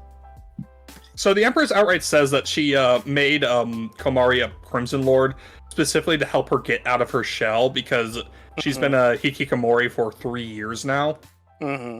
That's so it was like not the answer I was hoping for. Well, it was basically like a way of trying to help her overcome her social isolation. Yeah, I was kind of hoping she was just didn't like Komari, especially after her dad did the bragging thing and just wanted her dead. Well, this was orchestrated by her father. Yeah, her father was like, "Yeah, no, I need my daughter to spread her wings and be able to get out of her shell because she's been isolating herself due to trauma. So please help her with that." Nah, I mean, I was already dropping this anyway, but Oh, did you watch any of it? Yeah, I watched the first episode. It was on my list, wasn't it? Was it? I'm pretty sure it was. Yeah, it was on my list. Was it? Right, I forgot. Yeah, I did watch it. I was like, I forgot. It was on Numbers list, right? No, it was on Mills. My bad. I'm sorry. But yeah, no, I don't blame you for dropping this. Yeah. I'm gonna be honest. If there had been more of that beatboxing dude, I might have given it another episode. More in episode 2. I don't care. Mini rap battle. He has a mini rap battle with Komari in episode 2.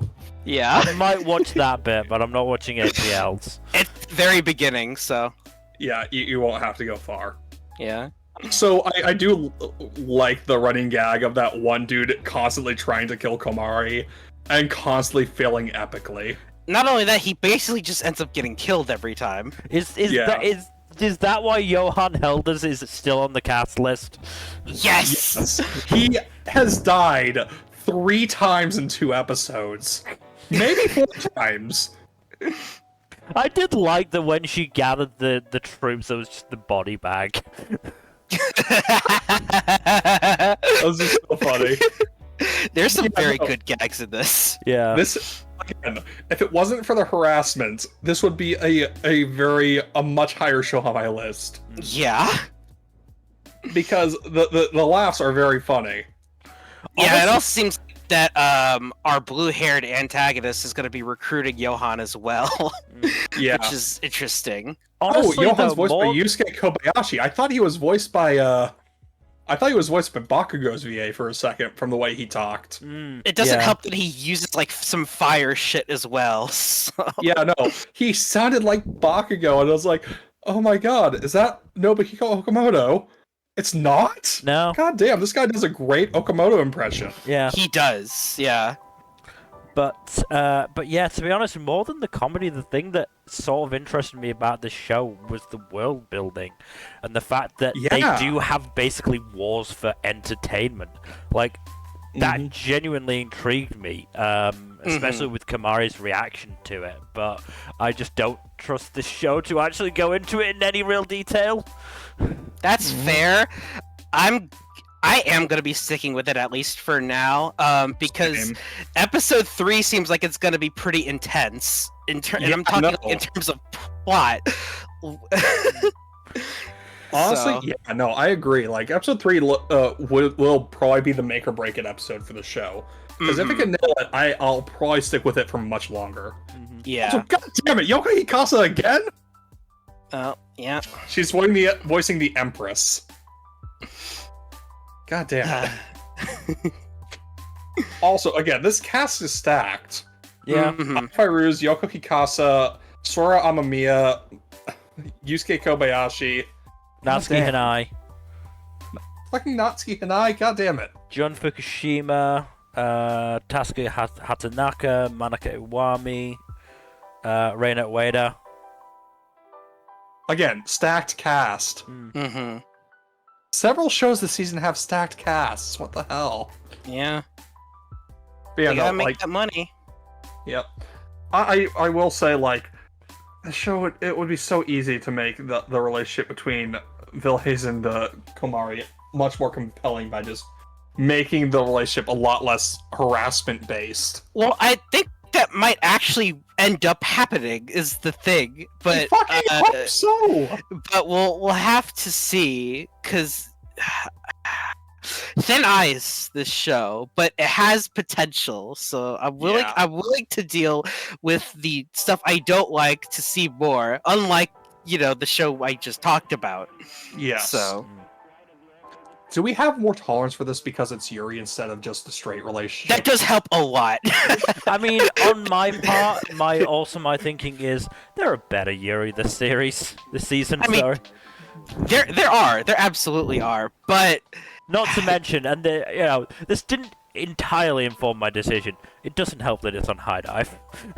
No, it doesn't help at all. No, I hate that it's on High Dive. Oh god, Dive Ragna is Crimson is on High Dive as well. Damn. I'm sorry, Mel. I'm gonna have to keep my High Dive sub.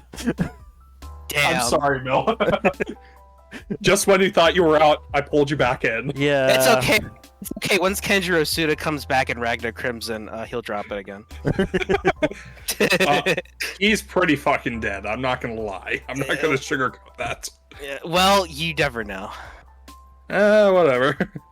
But yeah, I do have fun with this show, but it's on thin ice. All right, then Yeah, I think we can move on to our final show. The Yuzuki Family's 4 Sons. Alright, elephant in the room, the subs were shit. It wasn't actually Crunchyroll's fault, it was some other company involved in the production. Did they contract or something for the subtitles? That's what I heard. Certainly, I think that's what was said in, was it the Anifem review? I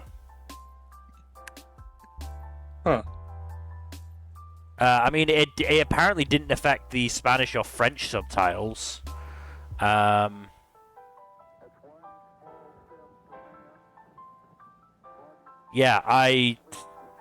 No. That was the A&N article about it.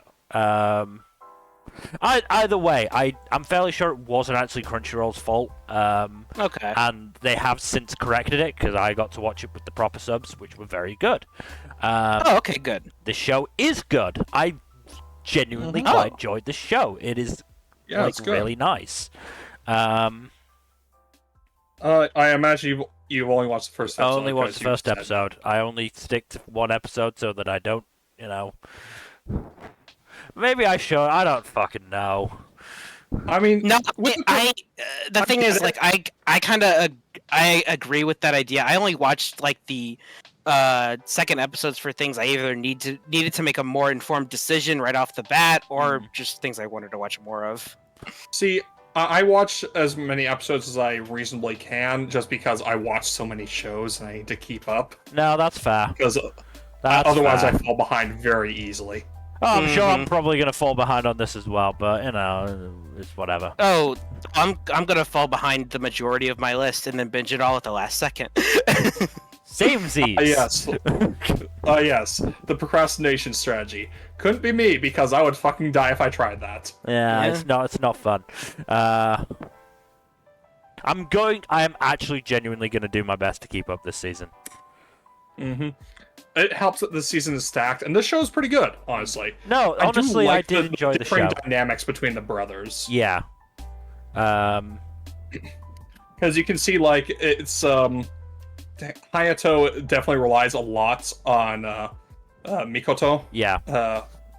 Whereas and Minato just feels like really left out by that, and he feels like I want to be relied on too, but he's also a bit like less responsible than Yeah, a bit of a Mikoto. mess. Yeah. Yeah, a bit of a mess. And of course, Gakuto is just trying to be mature, but at the same time, like It's still he's a just kid. a child. Yeah, it's still a He still just very much a started kid. first Yeah. grade. Uh, Episode 2, I won't go into details on it, but it goes a lot more in depth on the relationship between Minato and Mikoto. Yeah. So from what I've heard, they do change the point of view each story. Yes. Yeah, I believe, if I recall correctly, episode 2 is from Mikoto's point of view. Yeah, that makes sense. And I liked the resolution of the episode as well, with Them all going to the fireworks together. Well, not just that, but Mikoto telling Hayato that, look, we're trying to help you as well, and Minato especially wants to help. He might be fucking it up because he's a bit of an idiot, but he's doing his best, and a lot of the fucking He's up is trying, coming. damn it. A lot of the fucking up is coming because you're not letting him help. Yeah. And so he's trying to find out ways to force it. And so, that resolution where, Minato is scared that he's going to get yelled at, and Hayato's like, I'm glad I found you. Let's go watch the fucking fireworks bit, boys. But yeah, those subs were comically bad. Oh, really? Comically bad. Let me It was just super janky. see if I can get it up. Yeah, we could share a screenshot. That'd be great. Well, I know. Let me just, because I sent a tweet from Mother's Basement in the seasonal chat. So let's see. Where is it? Here. Copy that. Paste that for you, so you can have a look.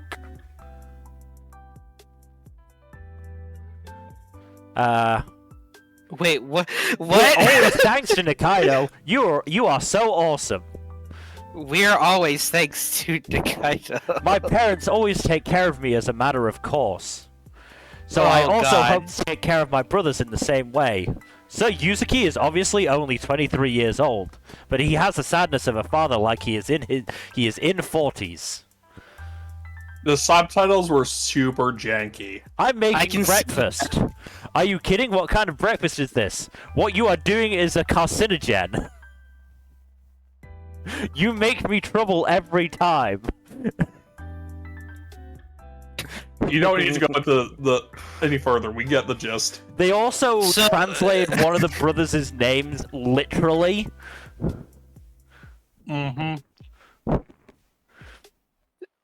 So yeah, who is the translator for this? Google? Probably.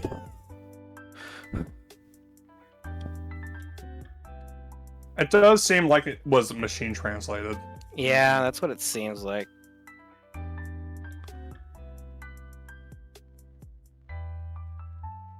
Yeah, Brother Falcon has just become a class guide this year and is very busy. God damn.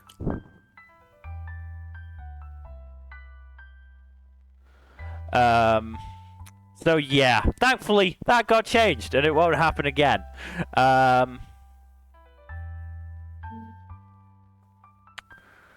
But yeah, I mean, it's a shame because this show, or the first episode at least, was very good. I definitely. To be Definitely fair, I don't enjoyed think it affected it that much because it has a 7.2 on Mal. So Yeah. I think the fixing of the subtitles in the second episode helped it a lot. yeah. I think certainly some people, knew enough about the manga to go, yeah, this is not indicative of the series' quality. It is a good Also, series. some people might have just pirated it. Probably. Yeah, but the thing is, like, a lot of those pirate sites just rip it off Crunchyroll. So. Oh, that would have been so fucking funny to see. Well, you pirate person, you're normally so much better than this. What happened?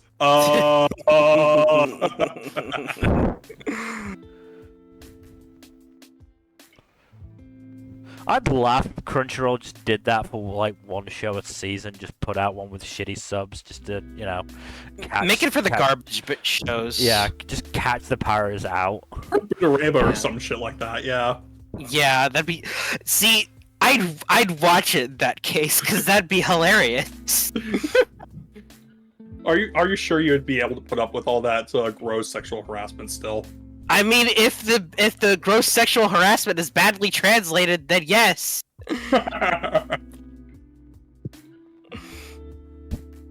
But yeah, I think that's about it. So we can let's wrap go up. over what we thought were the promising shows and what we thought were the shows to avoid like the fucking plague. I mean, Butareba, obviously, in terms of avoid.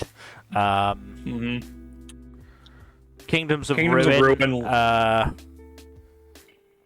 In my opinion, Migi and Dali, but I know some other people have different sense of humor and actually enjoyed it. Undead Unluck, probably.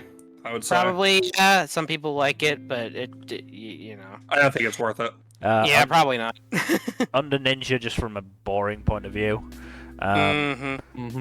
KamiErabi, unless you're really set on watching all of Yoko Taro's bullshit. Yeah. I Shall Survive Using Potions is also one of those boring shows you should probably not bother with. Yeah. Don't bother with VRMMO Life, obviously. I mean, the fucking title is as bland as the show itself. Yeah. And obviously we should all avoid I'm in love with the Villainess. Oh, fuck you! Okay, alright, okay. Fuck you! Okay. I'm of course kidding, that is probably going to be one of the highlights of the season for people. Probably. I mean, on my front, as I think I've said, well, I have high hopes for Apothecary Diaries. What else? Overtake, Shy, Stardust Telepath, are all up there. And hopefully some other stuff, you know, managed to stick the landing at least. Well, let's see. Outside of Apothecary Diaries, which I know will probably be very high on my list, my top 10 has changed a little bit since I posted my list in the Discord earlier this week, since I've seen second episodes and stuff. But Frieren is still the top of the list. Then 100 Girlfriends, I'm in Love with a Villainess, Shy, Ragna Crimson, Shangri-La Frontier, 16 Bits, Stardust Telepath, Tearmoon, and MF Ghost are probably my top 10. You mean motherfucking Ghost? Yes, motherfucking Ghost. Though I will give shoutouts. Yes. I will also give shoutouts to S-Rank Daughter and Vexations, just because they have enough elements that I really enjoy that I do think they deserve mentioning. S-Rank Daughter, I feel like, is going to be one of those shows that's going to settle into fairly comfortable mid-tier. Yeah, it's a fairly comfortable mid-tier show. I'd say it's like a low B-tier show, honestly. Yeah. This season. It's not quite bad enough to be C-tier, but it's definitely not like an A-tier show. A-tier is pretty crowded this season, not gonna lie. It is. But we'll have to get into our wider thoughts about these shows in a couple of weeks for the 3+ episode check-in. We didn't get numbers listing. Listen. The only show that really matters is Uma Musume Pretty Derby. Just watch all of it. You know, catch up to season 3 right now. It's available That on is on my Crunchyroll. list, but it's pretty far down my list. I need to get through a few more shows before I get to No, it. but for real, I mean, sequels aside, of course. I mean, Frieren, that kind of just goes without saying. Pluto is probably going to be top 2 on my list, probably. Maybe top 3, but it's going to be in the top 5 almost definitely, just because, you know, Urasawa. Shy. Undead Unluck, obviously. No. Come on. Are you watching Villainess? I forget. Yeah. Wait. I'm in love with the Villainess? Yes. Yeah, of course. Yeah. I have to. I'm contractually obligated to watch it. As a Yuri fan, I am contractually obligated to.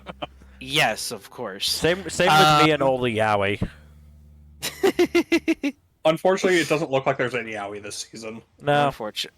I mean, we don't know where Overtake will go. New Boss's Goofy is the closest thing we have to yaoi, and that's very clearly bait. Yeah.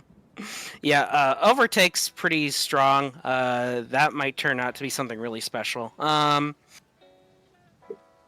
Overtake, you say? Yeah. Okay. Yeah. Yeah. We're gonna go out of that. Oh, Yeah. and also just in terms of fun shows, just Shangri-La Frontier. Shangri-La Frontier is definitely my fun nonsense show of the season for sure. Yeah. Oh, and of course, Stardust Telepath. So from what I'm hearing from the two of you, Shangri-La Frontier is going to be your Eminence and Shadow, basically. Not quite. It's not as trashy nonsense as Eminence and Shadow, but it's still very fun. Yeah, it's in terms of like a just a kind of junk foody fun show. It's Yeah. It calls you reincarnated as a sword, actually. Probably, yeah.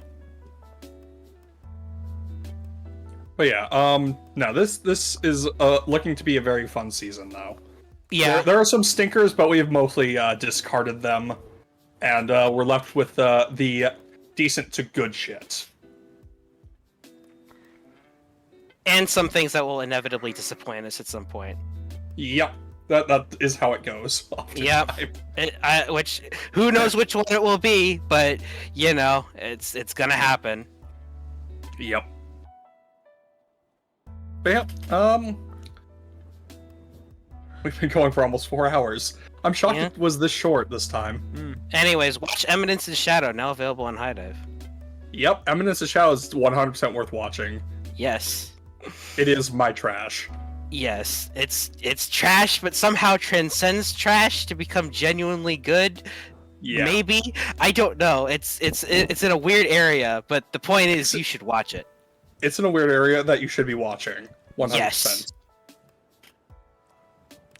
Alright, with that, I think we can wrap up then. Thank you everybody for watching. Hopefully you enjoy. In terms of future stuff, we're gonna need to figure something out for tomorrow, but we'll see about that. Tuesday, likely to be Dragon Age Inquisition, finishing up Trespasser, hopefully. Thursday, Death Stranding, the Norman Reedus walking simulator. And then next Saturday... I don't think we have anything planned next Saturday. No, we do not. So we might have a night off then, or we might do something else. We'll see. Otherwise, again, thank you for watching. Please do give us a follow here on Twitch and all that YouTube stuff. Like and subscribe if you have not already. Click that bell icon to get more notifications whenever we upload a new video. And be sure to comment in the comments section. And otherwise, hopefully we will see you whenever we stream next. Good night. Later. Bye-bye.